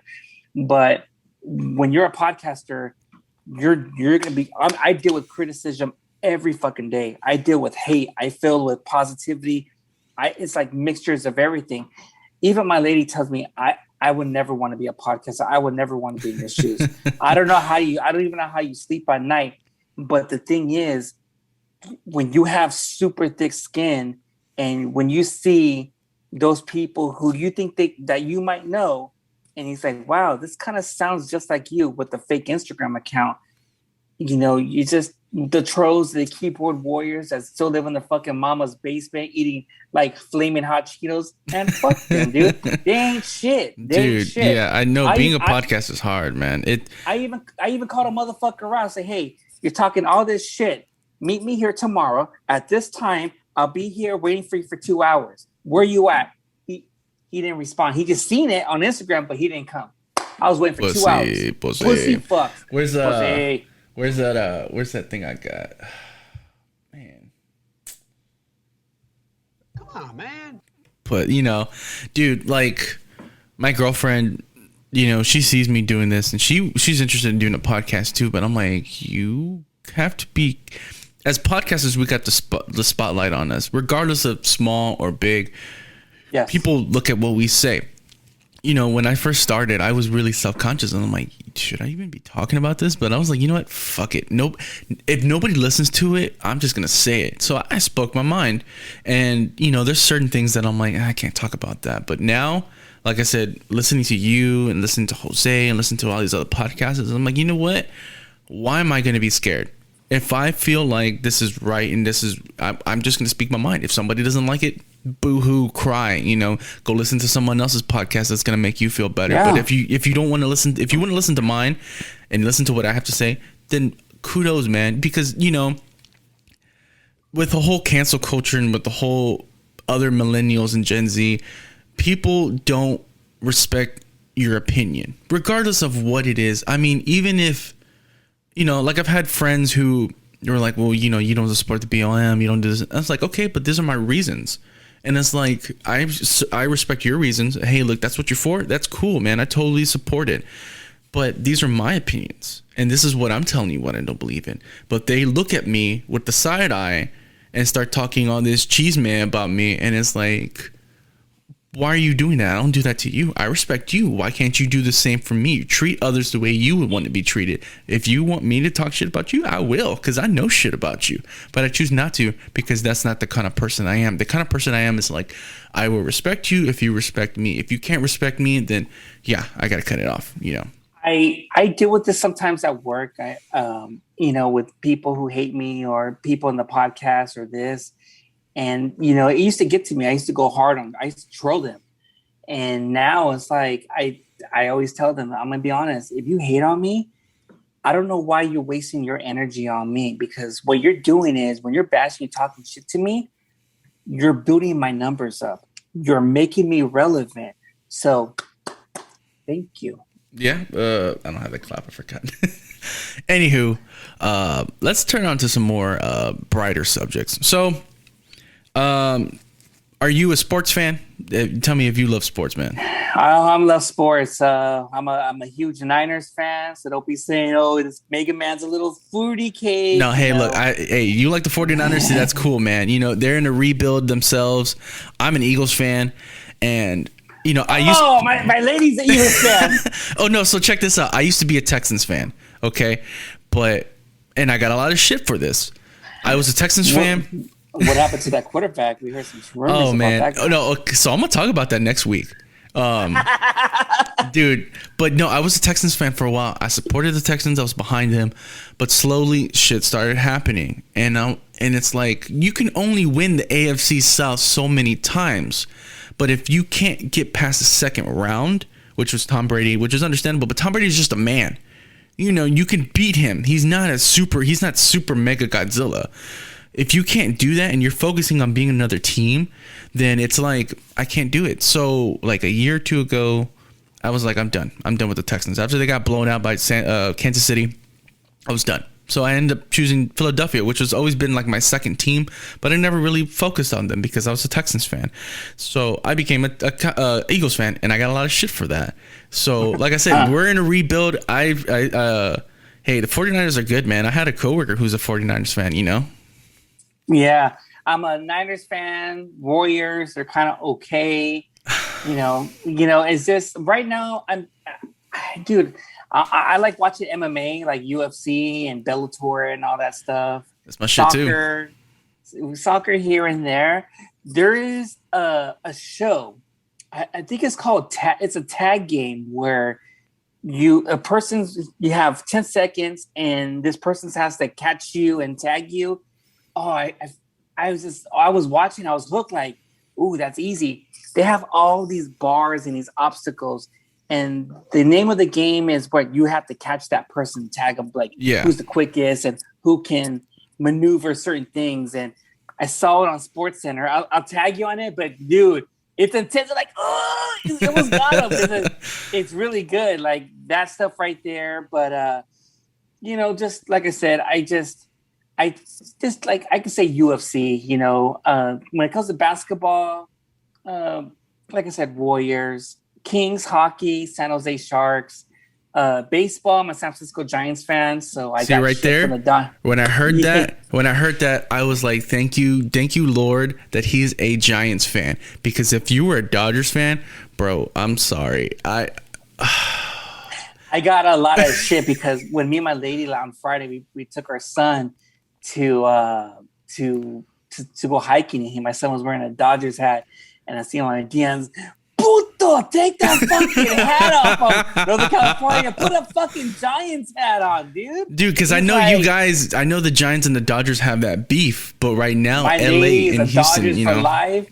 And I told her, it says, hey, we're gonna win. And say, I'm gonna be honest, dude, you're gonna win a series. It was awesome. The Dodgers won the World Series. Tom Lasorda, then I think a couple months later he died. Yeah. So I mean, it was a special one. I'll give them that. I'm not going to hate on them, but I just want to get my lady off my back. Okay, man. Yeah. Come on. So, dude, with that whole beef with us and the Dodgers, the Astros and the Dodgers, man, it gets heated. It gets heated, dude. Like, so I used to be a Dodgers fan. I loved the Dodgers because they were in the NL, and I was like, Dodgers got all this history and stuff like that. I like the Giants too. Giants are awesome. But my grandfather liked the Dodgers. He's an Astros fan, but he's whatever. But I used to like Dodgers. Whenever I would go to the Astros games at Minute Maid Park, I would go see the Dodgers and stuff like that and check them out. So when we won the World Series, all these Dodgers fans started coming at us, and literally, I swear to God, 2018, 2019, they were coming after us. And I was like, you know what? it's time to put my dukes up, man. You know, but I was like, when I heard that you were a Giants fan, I was like, oh man, thank God. When I talked to Jose, I was like, please, man, please don't be a Dodgers fan, because no, I don't want to talk shit about them, because it's very passionate here.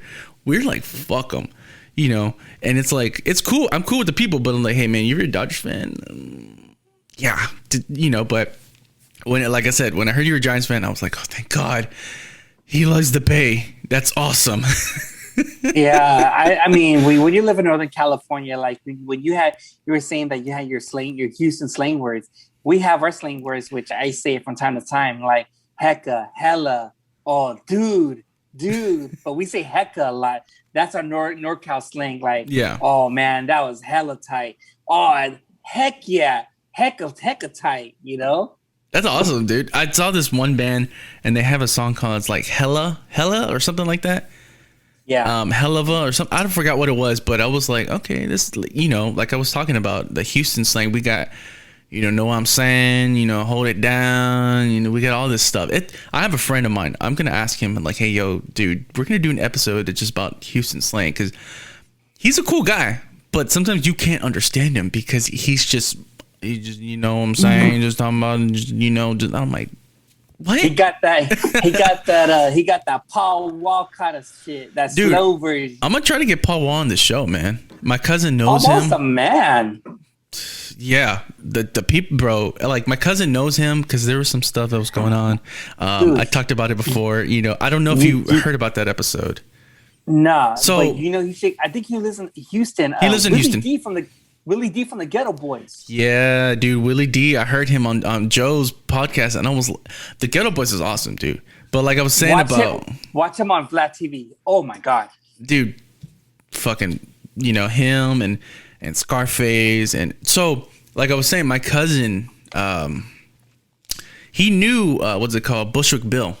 And Bushwick Bill, my uncle, they would see each other from time to time and hang out and stuff like that. But my cousin knows Paul Wall, and sorry, Homer, if I tell about this story. He's talked about it on the podcast. I had him on the podcast. So there was this situation where it was Paul Wall, Baby Bash, and they were doing some shit in a smoke shop. And my cousin was at the door, I guess, you know, being the bouncer or whatever. So I guess word got out to HBD. They went and raided it, and he ended up being in that same situation as them. He ended up getting scot-free because he wasn't involved with it. But it's funny because, like, on the news, we saw it, and I was like, oh, shit, my cousin's, you know, in the situation with Paul Wall and Baby Bash. But if you go back and listen to the episode with my cousins that I did, it's called We Are Family. We talk shit about fucking Baby Bash, dude, because it's like... One of my cousins hates him for some reason. I don't know what it is, but he's like, fuck Baby Bash, this and that. And my cousin was like, yo, man, you gotta edit that out. And I was like, why? It's like, it's freedom of speech. If Baby Bash wants to come after me, you know? I got nothing against him. You know, sugar, how you get so fly and all this and that. I heard all that, you know, but like my cousin knows Paul Wall. I'm trying to say, he knows Paul Wall. So I'm going to try to get Paul Wall on the show. But like I said, Paul Wall's busy. He's got this and that. But I got to get him on the show, man, because he's H-Town. So it's like, if you can get me what's on there, I can get into the hip hop fan group. And I'm like, yo, you know, we're Northside, we're Houston. This is our hood, you know, and stuff like that. So I'm going to try to get him on this podcast, man. It's something I have to do. That's what you got to do, you know, like, trying to get major people, you know. A lot of people is like, I remember Chris was doing an episode from Kickback Podcast, and he was like, man, I DM like 6 or 7 celebrities a day, you know, because you never know one's gonna say yes, you know, and that's what I always do. It's like, hey, you want to do my podcast? My name, I always introduce, you know, like, hey, whatever, someone's gonna say yes, you know, and that's the thing, you know, like you always want to get those good guests, but you know what, at the same time, keep on putting content out, keep on doing you, and also I always tell other podcasters, do other people's podcasts, you know, make the connections, make love, showing people love. I mean, I didn't say make love, showing people love. I was like, what the fuck am I talking about? Dude, yeah, I'm going to take that page out of your book, dude, when you were talking about that, do other people's podcasts. Because I've been interviewed before to the De Los Reyes podcast. It's these two brothers that live out in New Jersey. They talk strictly about baseball. So they interviewed me. So I did that podcast. I did my friend's podcast, Nothing Matters. Did I do another one? I don't think I did. I'm supposed to do. Me and Jose are supposed to hook up, and I'm supposed to be on his show. And I know we've talked about me being on the Mega Man podcast, but like I said, we're gonna probably do 3. So one on the phone with Anchor, one probably on Zoom, and another one on like IG Live. So be ready to do 3 of them. Oh, dude, like I said, I'm taking the page out of your book, and I want to be on other people's podcasts because like I want to put myself out there. And I also want them to be on my show so we can get the exposure. And it's like, I wash my back. Yeah, you wash mine, I wash yours. And it's like, we all got it's a community. The podcast community we got to be stronger, dude. That's how it is, Yeah, I'm going to be honest, man. Looking back from 2018 until now, man, there's even times, man, I'm surprised I'm still doing podcasts. There is times I wanted to quit at 20 episodes or with 30 episodes. And the reason why I say that because when you're a beginning podcast, you always want to make it easy in this. But when you get to those 50 episodes to maybe 90th episodes, it's going to make you're going to get into those dark ages where I don't feel like doing it. What am I going to talk about? It's hard to be original. Who this? Mm-hmm. But once you get over that and you get to 100 episodes, that's like a monkey off your back. And when you have the experience of doing other people's podcasts, doing lives, doing YouTubes, getting certain guests, a lot of good, some bad apples, it's all experience of how to play with certain situations. What happens if, I'll give you an example, I won't mention this person, he or she. I had this person on, that was going to be a good podcast episode, and it came out shitty. And the episode was only about 29 minutes. And also I had to add in 20 minutes of me talking, whatever. And I thought I felt like he didn't want to be there. He was uncomfortable. He was stopping me. Hey, edit this out, edit this. I'm like, dude, what the fuck? And there's the one thing people should know about me. I take this podcast very seriously, because I'm doing podcasts 24/7. Even on my days off, I have like right here, this is my homework on you. I did 2 pages on you today. Really? This is called dedication if anything happens. But I have another book. I have another book like this, but I put strong points and weak points. And every time before I do a podcast, I look at my strong points. When I do another podcast with you, I look at my weak points. Don't do this, don't do that, and everything. Because it really depends if the person's going to be over talking. It really depends if the person doesn't want to talk, how you're going to chime in and have questions to keep the ball flowing, to keep the minutes going. There was an episode I did where I had all my questions. I had 3 pages of questions. I went through everything in 9 minutes. 9 minutes? 9 minutes, 9 or 10 minutes. And I was like, oh my God. And we have to do an hour and 30 minutes. What the fuck am I going to talk about? And this is where you really dig into deep, like, okay, what am I going to do? What am I going to say? You really have to dig deep. And this is called, let's see if you have it or not. Yeah. And when I was done with that episode, it came out so good. And he said to me, I know you asked all those questions, and I highly respected you because you digged in deep and you were doing a freestyle where you kept the conversation going, and it just added on more questions on top of my head when he was talking. Oh, what about this? Oh, what about that? Or what you think about this? Like, where did you go? Like, to keep it going. There was times like that where I didn't bring my notepad because I looked at all my questions, because sometimes, well, what's going to happen if you got a freestyle? Yeah. And I get worried if I do a podcast episode, I don't want to repeat the same question 10 or 9 times in one episode. Yeah, dude, I've been there. I used to have little notes and stuff like that. With Jose, I did notes and asked questions, but now mostly I freestyle. But what I do is like, if I'm gonna have, say, you or Jose or even like Profile Pod TV, I listen to episodes. I listen to 4, 5, 6 episodes. I go through their Instagram, I check their stuff out, and I look at and see, okay, this is what he talks about, this is what he does. How can I integrate that in my podcast? What kind of questions can I ask him? Is he gonna respond to these deep intellectual questions, or is he going to shy away from that? Are they going to do this or going to do that? So I do my research, you know. All right, thank you. I thank you for that. I thank you that you did your research. And that's the thing I always tell other podcasters, do your research. I remember, like, again, shout out to Chris from Kickback. He says to me, Mega Man, bring a guest that you already know for who he or she is, and you enjoy listening to it, and you support them, he or she, and you like having the conversation, because it's going to make your episode super smooth. Yeah. Like you're talking, like it feels like you've been talking for 20 minutes, but it feels like you've been talking for an hour and 45 minutes. For sure, dude. That's why I let my good warriors go. Like I always have friends on and stuff like that. But if it's like people I don't know, I'm like, okay, how am I going to do this? So one of the episodes that I highly am very proud of is I had this girl on, this lady. Her name is Grizzy. She has this Facebook page called Grizzy's Hood News. So what she does is she reports the hood news, the area that she lives in, which is the area that I work in. She's always going on Instagram Live, Facebook Live, talking about things that are going on in the hood that the news won't report, or the news that will report 3-4 days later.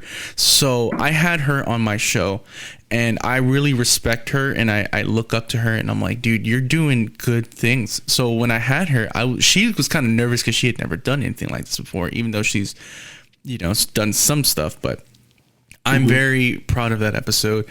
She blew my podcast up, dude. I had like 100 and something people follow me on Facebook. I had people blow up the episode on Anchor. I had people blow up Instagram, all because she just shouted me out, and people listened to it, and people reached out and they're like, dude, we really enjoyed that episode.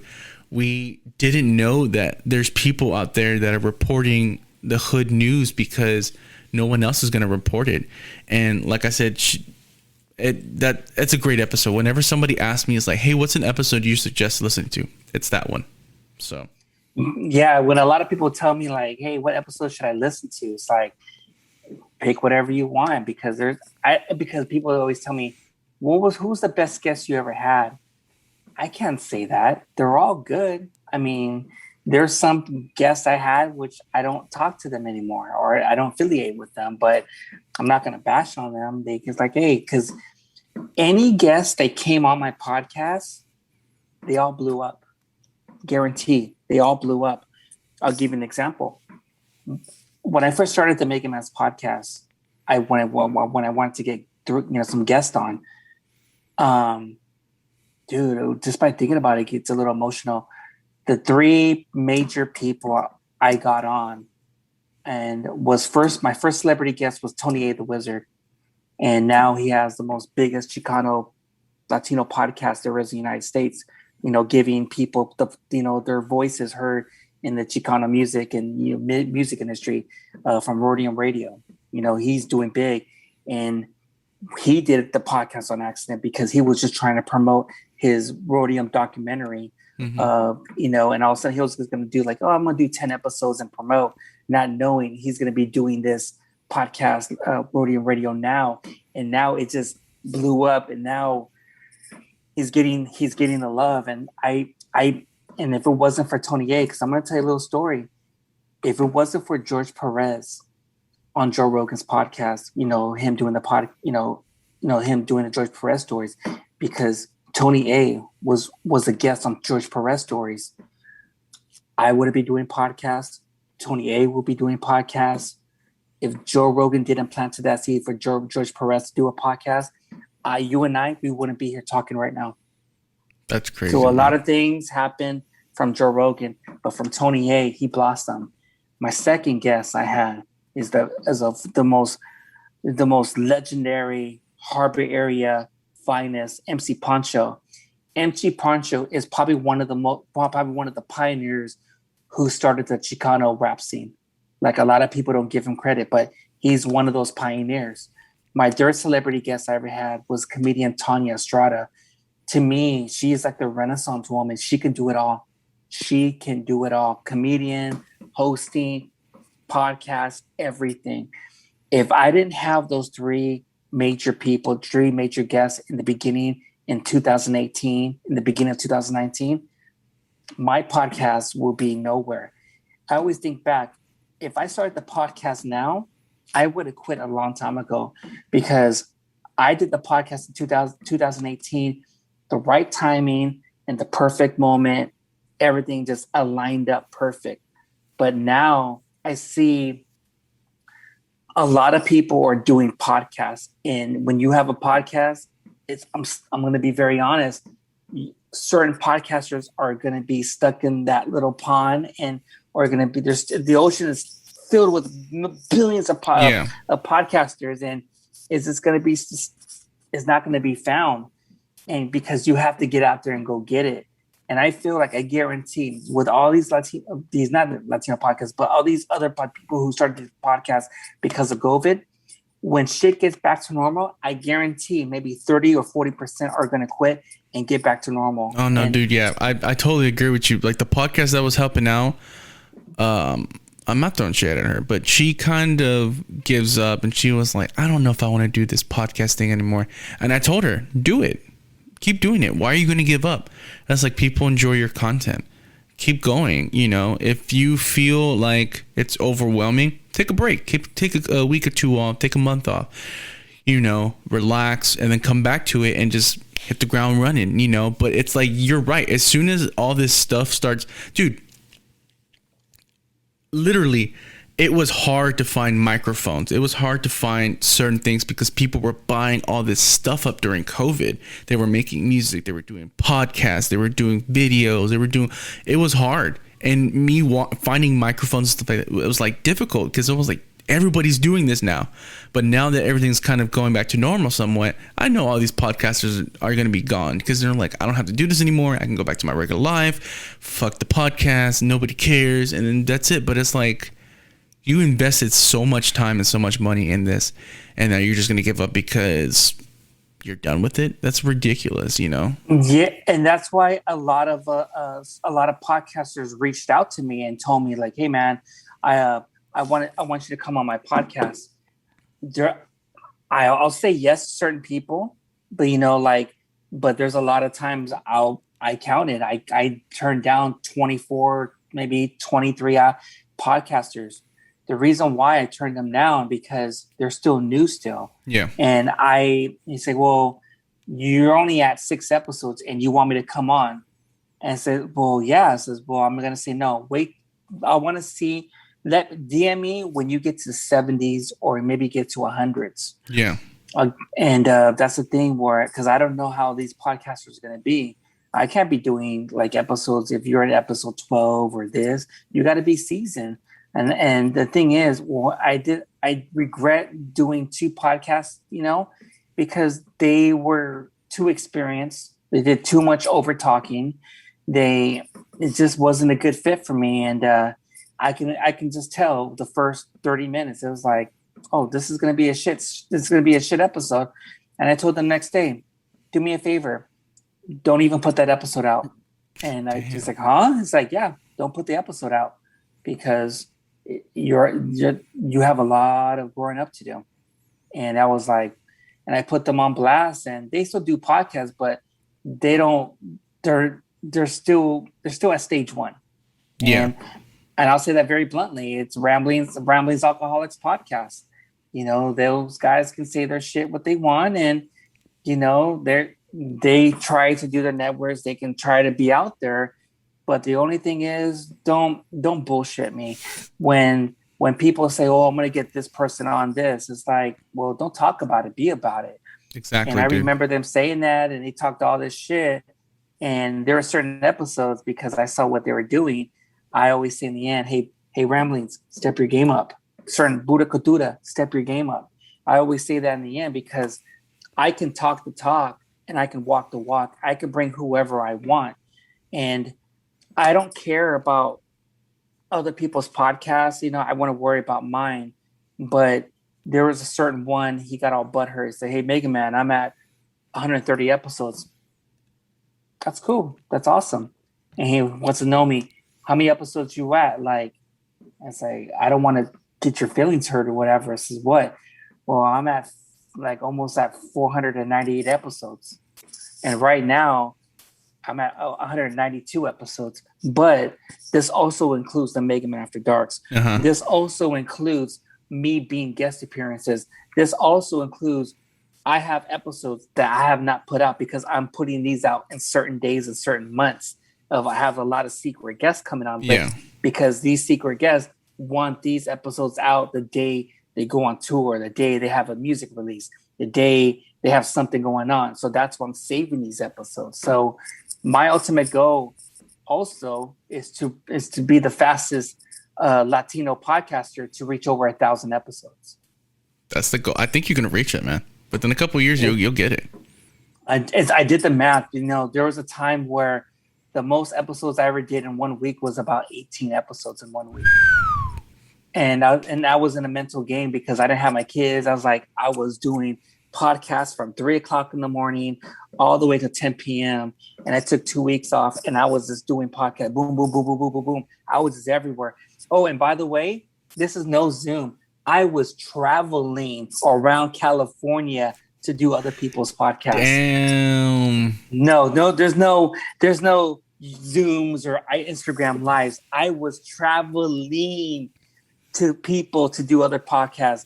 I even did 4 episodes in one fucking day, and I was burned out and did another 2, then this and all that stuff. And that's the thing. It's like I'm always trying to better myself, better the podcast, but also to get my name out there. This is a determination. This is the hustle. This is the grind that I do. I do not want to take shortcuts. I want to go through the hard roads, you know, what I've been through. And when other podcasters like you or Ranting or whoever, I want them to see the journey that I've been through. I want to see like, fuck, if Mega Man can do it, I can do it. I want to be an inspiration to all of you guys. If I can fucking do it, man, I can go up. I can go toe to toe with any podcaster out there. And even though I don't have a YouTube or this, whatever, I don't care. I bring numbers. I always bring numbers. But when it comes to the Latino podcast, it's a different story because, you know, I wish in a way we can be there to support each other, but it's sad to see certain ones don't want that because they're having a hard time swallowing that ego and pride, you know? Yeah, man. Like I said, and I've said this on live and I said this on video, you and Jose I just got to know you guys, but you guys are like up here for me. With Jose, you know, him just starting, 8-9 months ago, he's got this following, you know. Jose is a different breed. A lot of people don't know. It's like when I look at talent, I look at yours. You're a very good podcast. I believe in your podcast. I'm not just bullshitting you. I don't care what people say. But with Jose Ramos, when I first met him, like doing, you know, chatting and everything, I knew he had it. I knew. And I knew that his podcast is going to be different from everyone else's. And he's only been doing it for a couple months. But I know because I've been teaching him the insides and outs of the podcast game, the backstories, the drama, this, whatever. I mean, I want to mold him to make him, hey, if I'm not doing podcasts, I want him to be better than me. And he has the producing skills, the music and the talk, the real rawness, that what we want, not no character. And his podcast is going to blow up. It's just a matter of time. Yeah, it's dude. It's going to. It's with the right people. With the right people, it's going to blow up. You know, like I said, when I had Jose, it's like the right people showed up. When you hook up with the right people, the right doors will open. Like I said, Jose, he speaks his mind. He talks, you know, what he wants to talk about, and it's correct. You know, that's why I have him up here, and I have you up here because I see your dedication. I see your loyalty to the game. You're constantly posting. You're always on live. You're always, and I'm like, dude, I gotta be like that. I have to do that. You know, sometimes with, like I said, you got kids, man. You're working. You're doing the podcast, but you are constantly on your fucking game. You are hustling. You are Rick Ross, man. Yeah, man. You got to put that song on. And I want to say this also because I know there's been certain Latino podcasters or any podcasters, they're scared to have me on. They're scared to have Ranting with Ramos on the podcast because of the scrutiny, you know, the way how raw we both are, because we keep it real. And that makes us different from every other podcast. And it's just that there's certain podcasters, they're too scared to bring us because you might get backlash. You're might scared of the DMs or the fake Instagrams. Yeah. You might get scared that, you know, certain people might report you, like, you know, because of all that stuff. And the thing is, we didn't talk about earlier, if like people are really have to watch what they say on social media, but they have to really watch what they say around Ranting with Ramos and me, because we don't have no filter. We'll call motherfuckers out, you know, and you know, it's like, hey, you know, people tell me like, hey, Mega Man, I wasn't called for. It's like, hey, I'm just keeping it real. Maybe in a way, instead of him being like a little bitch ass, you know, whatever, talking all that shit, he needs to be a man and own up to it, you know, own up to your responsibilities. And with Ranting with Ramos, you can't control him. That's just how he is. Mega Man, that's how I am. Because a lot of people tell me, Martin, Felipe, George Perez, Vlad, a lot of inspiration people, you be you. Joey Coco Diaz, the comedian, before he moved to Jersey, he gave me a pointer just for a couple minutes because he had to do another comedy show. And he's like, hey, me being a podcaster, what advice do you give me? He say, I'm going to be honest with you. Have fun. If it's not fun, if you have 1 foot in, 1 foot out, and it's not fun for you, then get out. Straight up. Dude, fucking Joey Diaz. He's just like, what's up, you cocksuckers? You know, it's just the fucking Coca Diaz podcast. Dude, for a minute, I'm just going to talk about the people that you talk about. Martin, dude, when he and Fluffy came to Houston was in 2012. I went to the Toyota Center to watch their concert. It was Martin, it was Fluffy, it was another guy that he hangs out with, and also Motley opened up for them. Dude, for a long time, Fluffy was talking about Martin. I was like, who's Martin? So when I saw his comedy, and I was like, oh, this dude's fucking hilarious. And then I started listening to his podcast, and then he was talking about Felipe too. He's like, what's up, fool? Dude, if Felipe, if you're listening to this episode, dude, I love your podcast. I love who you are, because you're just like, fool. I mean, why you fucking with me, man? There's a skit that he does. He was talking about like his just the marks on your skin. I forgot what they're called, but he was like, a tiger fucking got me, or a cougar got me. Dude, Felipe is stretch marks, dude. Felipe, man, he's hilarious. I listened to his podcast when I started podcasting because I wanted to get an idea of how he does his. Same thing with Martin. Same thing with Joe and all them. So those guys are like the reason why I started like crafting my stuff. But like Martin and Felipe, dude, hilarious, dude. I want to see them I think Felipe is supposed to be coming to town in a couple of weeks, or he already came to town. But I want to see him, and I want to see him. I'm like, yo, what's up, dude? And listen, talk to him, and you know. But yeah, dude, it's crazy that you met these guys and you've got to conversate with them, because it's like, I can't do that here. We don't have any famous comedians and stuff like that, or these famous people I can go and talk to, because they're just out. They go to LA, or they go to New York, or they go to Miami, so nobody's staying here. So it's kind of like, fuck, I have to like reach out to Instagram and stuff like that to find these people. But like I said, dude, it's crazy that you know these people, you know. It's crazy. It's just something, you know, when you meet them and you show love, I know with COVID, but when I see them, like, I remember, I won't say a comedian, well-known comedian. He said, hey, Mega Man, I'm so used to you taking pictures. How come you don't want to take a picture? He said, well, I don't see you as a celebrity to me, or a famous comedian to me. He's like, what do you mean by that? He says, I don't want to take a picture of you. So why? Because I just see you as the homie. You're just a homie. You're a good friend to me. And you're like, wow, that kind of mind fucked them. like, oh shit. And because I see people different. When you see them so much a long time and you spend time, you get to know, you build that relationship, and they're just regular people, and stuff like that. And I've always been supportive, in the comedy world. I love comedy, Me too. I think in a way, and that's the thing where a lot of people always give me shit for this, like once I get a lot of hate, and I get a lot of people who unfollow me because they don't like what I post on my page, funny memes or funny videos and stuff. To me, I do that because there's a lot of people who are going through depression or anxiety, and to cheer up a person, a lady or a man, just to make them happy, that's awesome. I like to get those DMs with like, hey Mega Man, I was having a shitty day, but that funny means you made me laugh all fucking day. You made my day, man.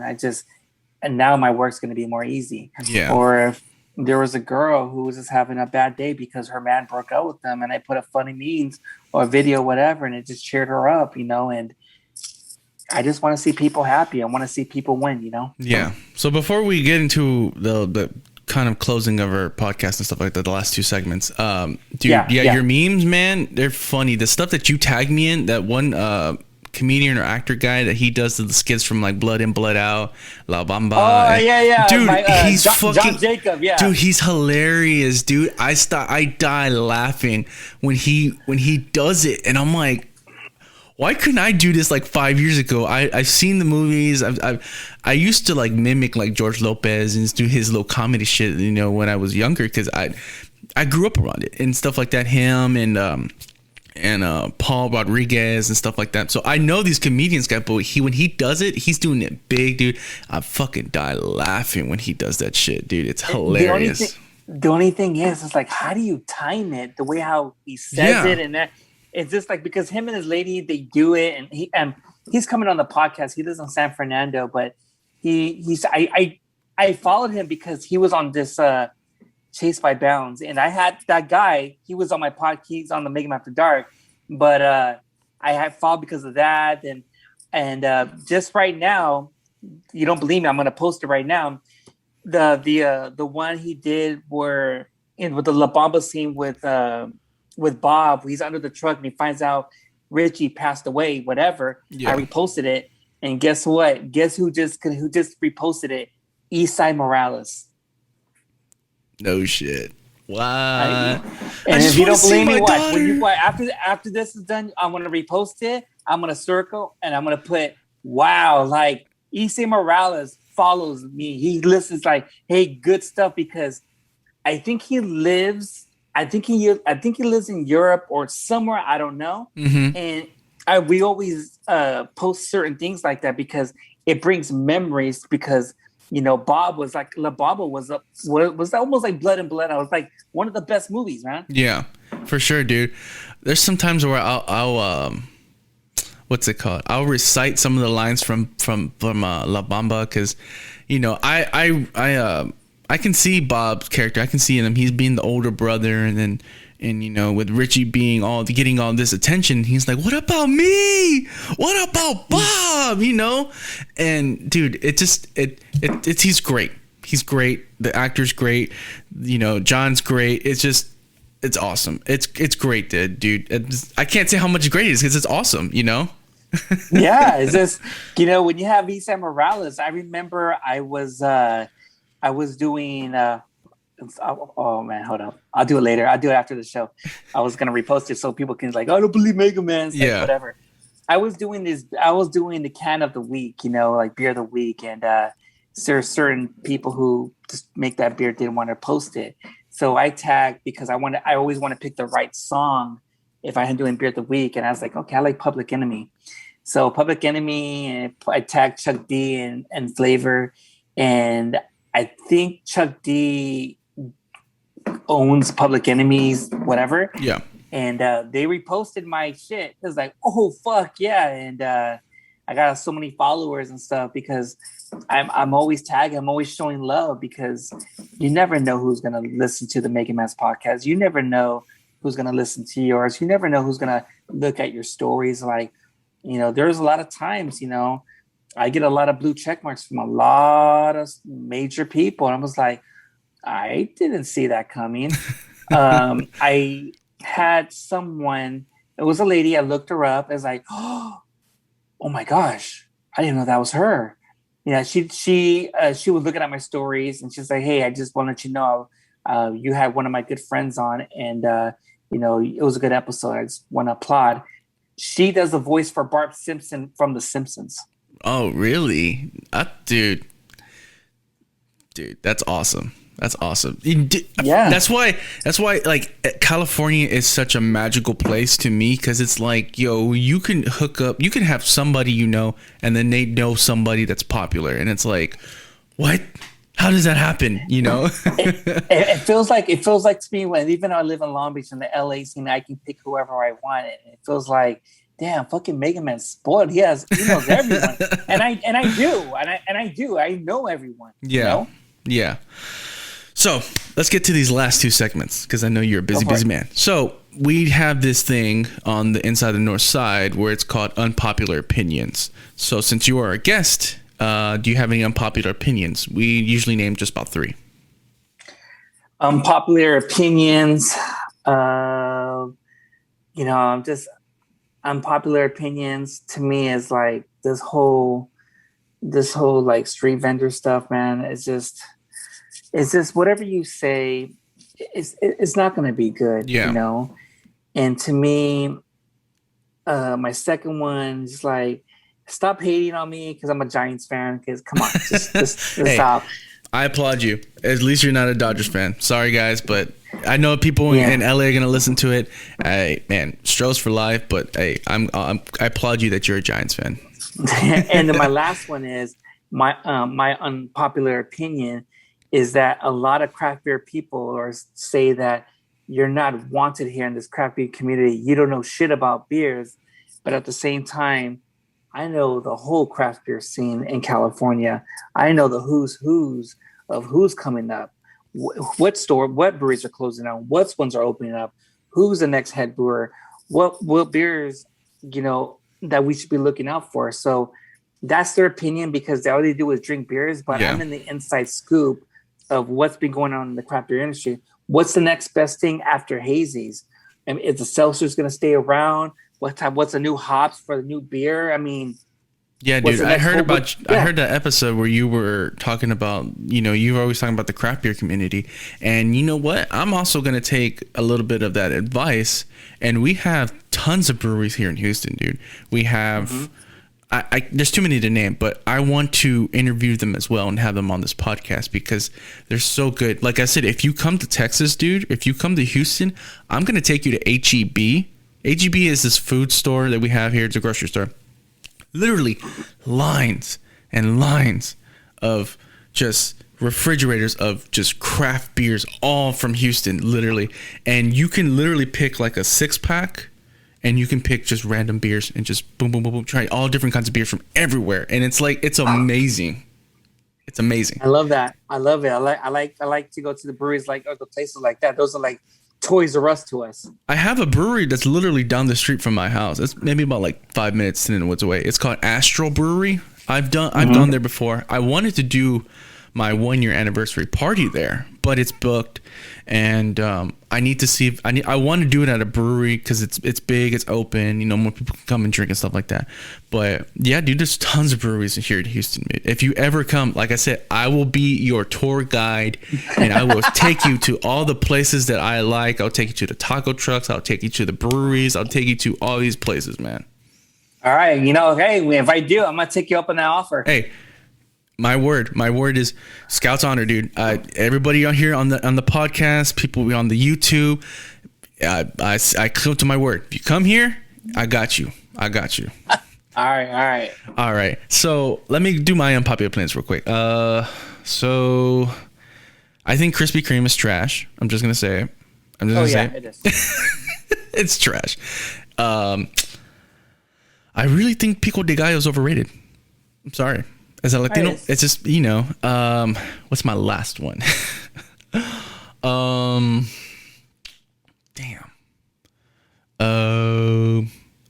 My last unpopular opinion is that it's kind of not an opinion, but it's kind of like a statement. It's like, yo, us Latinos need to come together. Fuck all the beef. Fuck all the shit. Let's come together. I know that's an unpopular opinion because a lot of us can't stand each other. Like I said, Mexicans can't stand Salvadorians can't stand Hondurans. It's like, dude, fuck all that. Fuck that unpopular shit. Let's just all come together. So yeah, that's good. All right. So the last segment that we have, it is called. Let me find that little tune. What are you listening to? So pretty much this is called "What Are You Listening To?" So pretty much, just you letting the guests know. I mean, not the guests. You letting the listeners know what Mega Man has been listening to. It could be a podcast, be music, could be audiobooks, could be anything. So let me know what you've been listening to, man. Well, lately I've been listening to, with music wise, I've been listening to a lot of Freddie Gibbs. You know, Freddie Gibbs, he might be coming on the Mega Man's podcast. He was on Joe Rogan's podcast. No shit. So that's the thing. Don't say anything.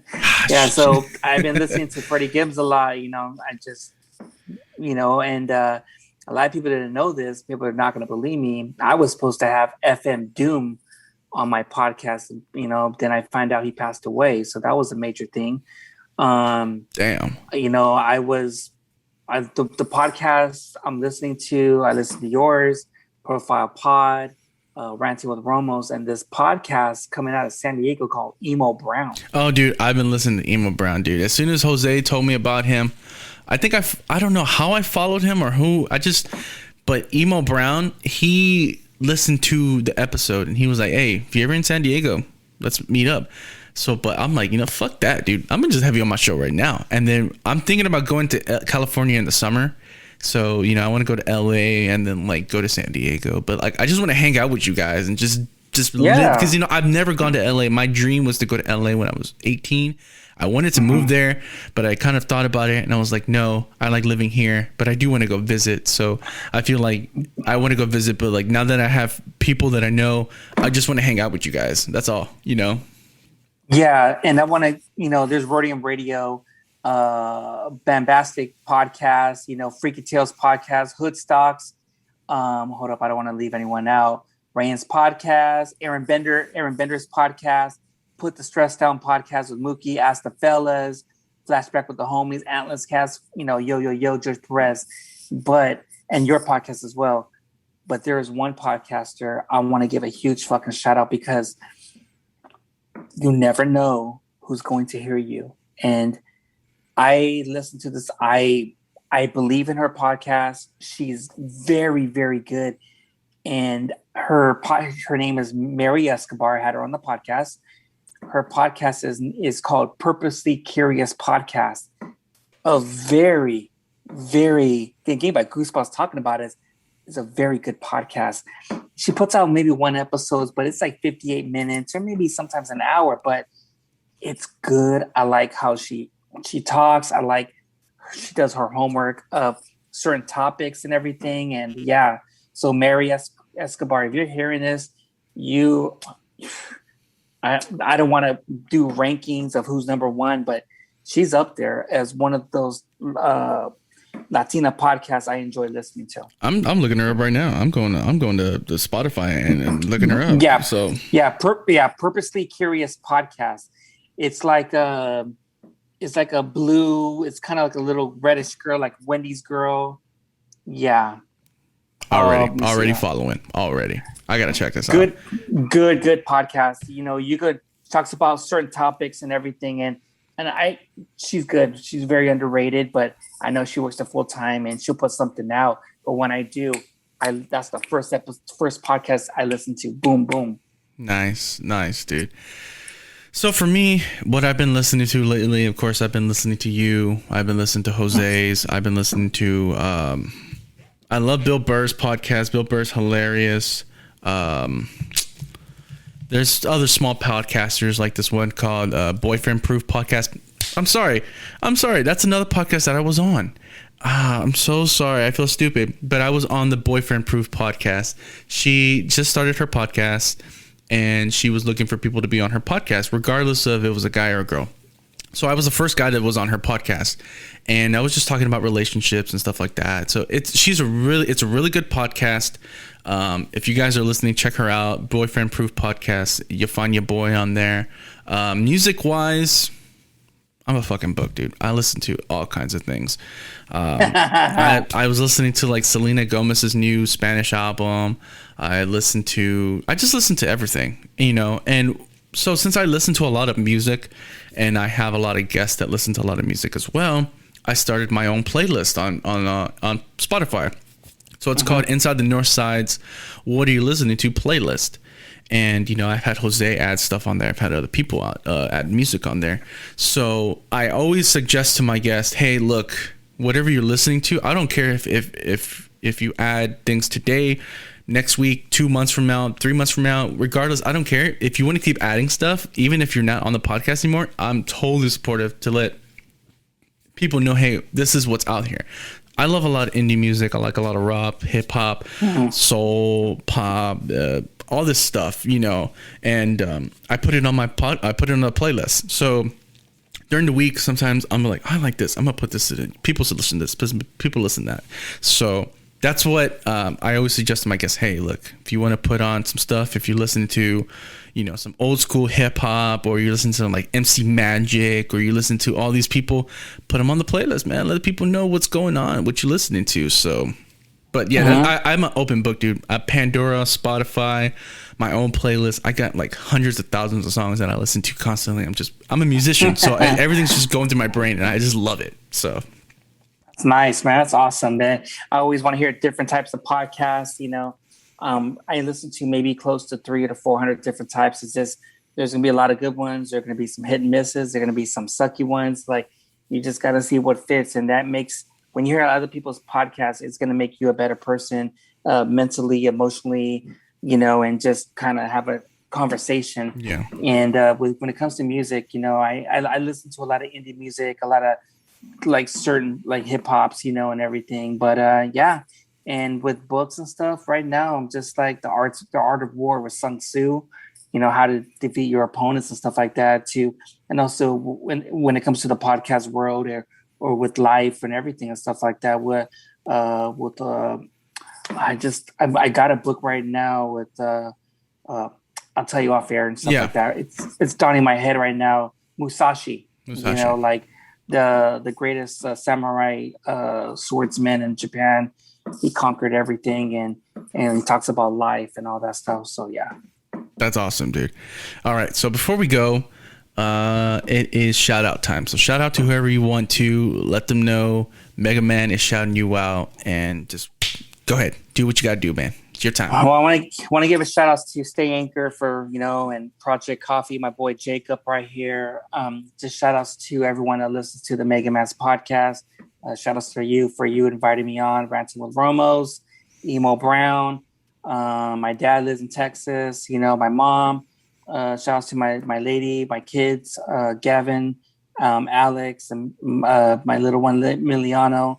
My daughter Luna. Daddy loves you, and to all the listeners, to all the followers who listens to your podcast and mine, and hopefully, you know, we can, you know, make this year better and get back to normal, because, you know, we need that interaction. We need that conversating with, you know, with people. And we got to stop this negativity of, you know, these street vendors are just getting killed or beat up. And, you know, we need to have our voices heard, you know, for anyone who has platforms, you know, don't just repost or talk about it.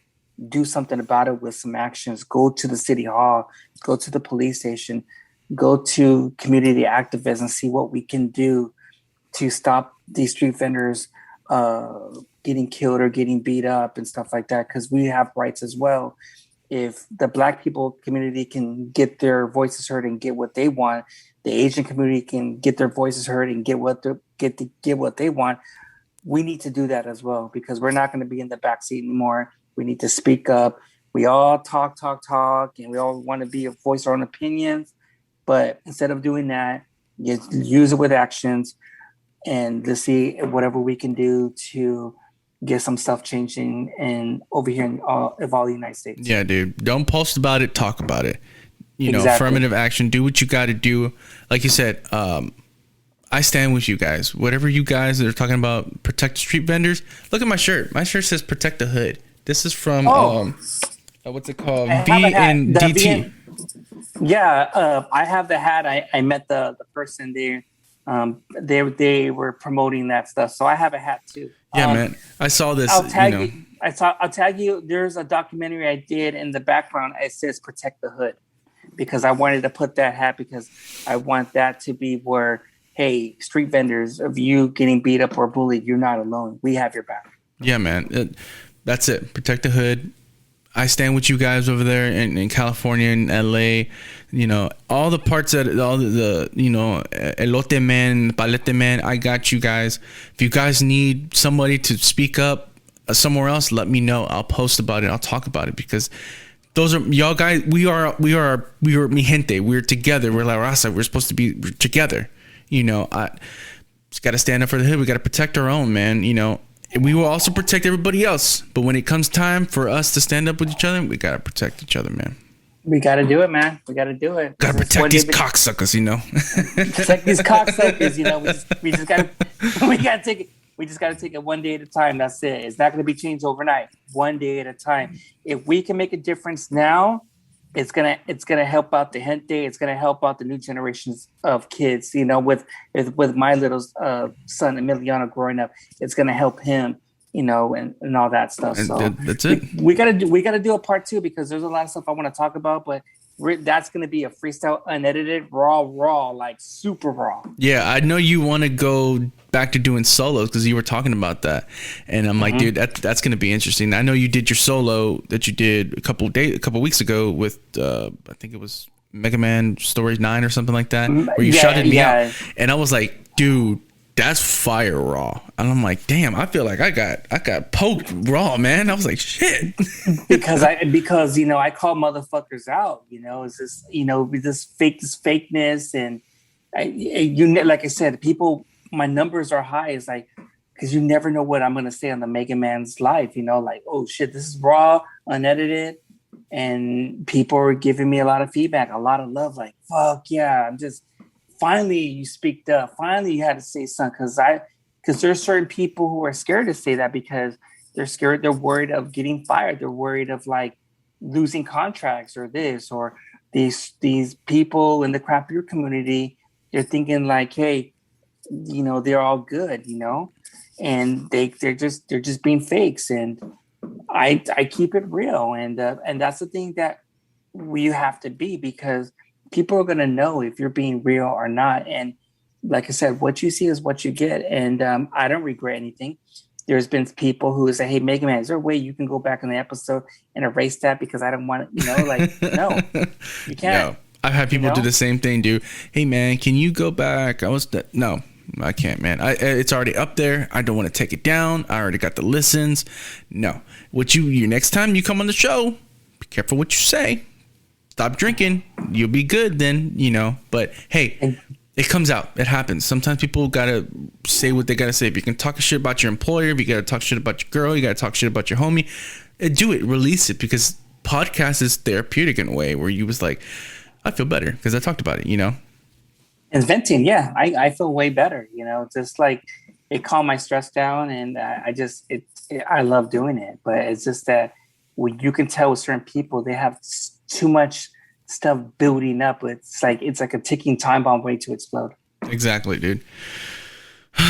Well, this has been another great podcast that I'm just gonna etch into my skin that this has been great, dude. Like I said, dude, it's great having you on, Stephen. It's awesome that you're doing what you're doing and how, like I said, how God is using you to use your platform to reach out to these people in need and to be a light to your community and to our own gente, you know. And I applaud you for it. It's great, man.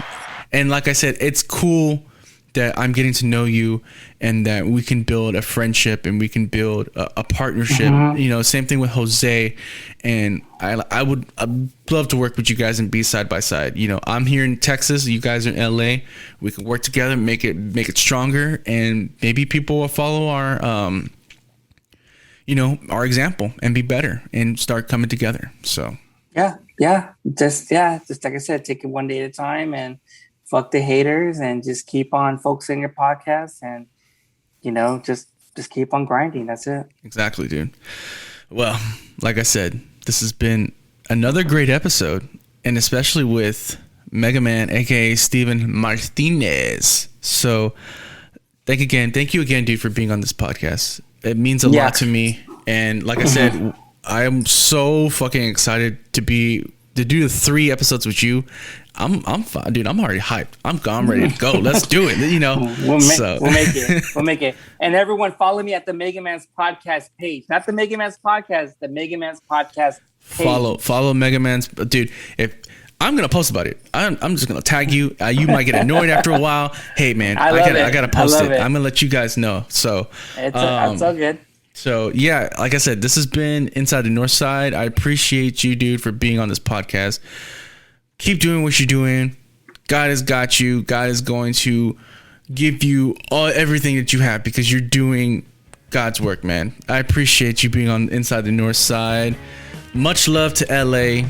All the LA love to Houston. Love you guys. Check out Mega Man's podcast, and we'll see y'all later, man. All right, later. Now I take the glasses off.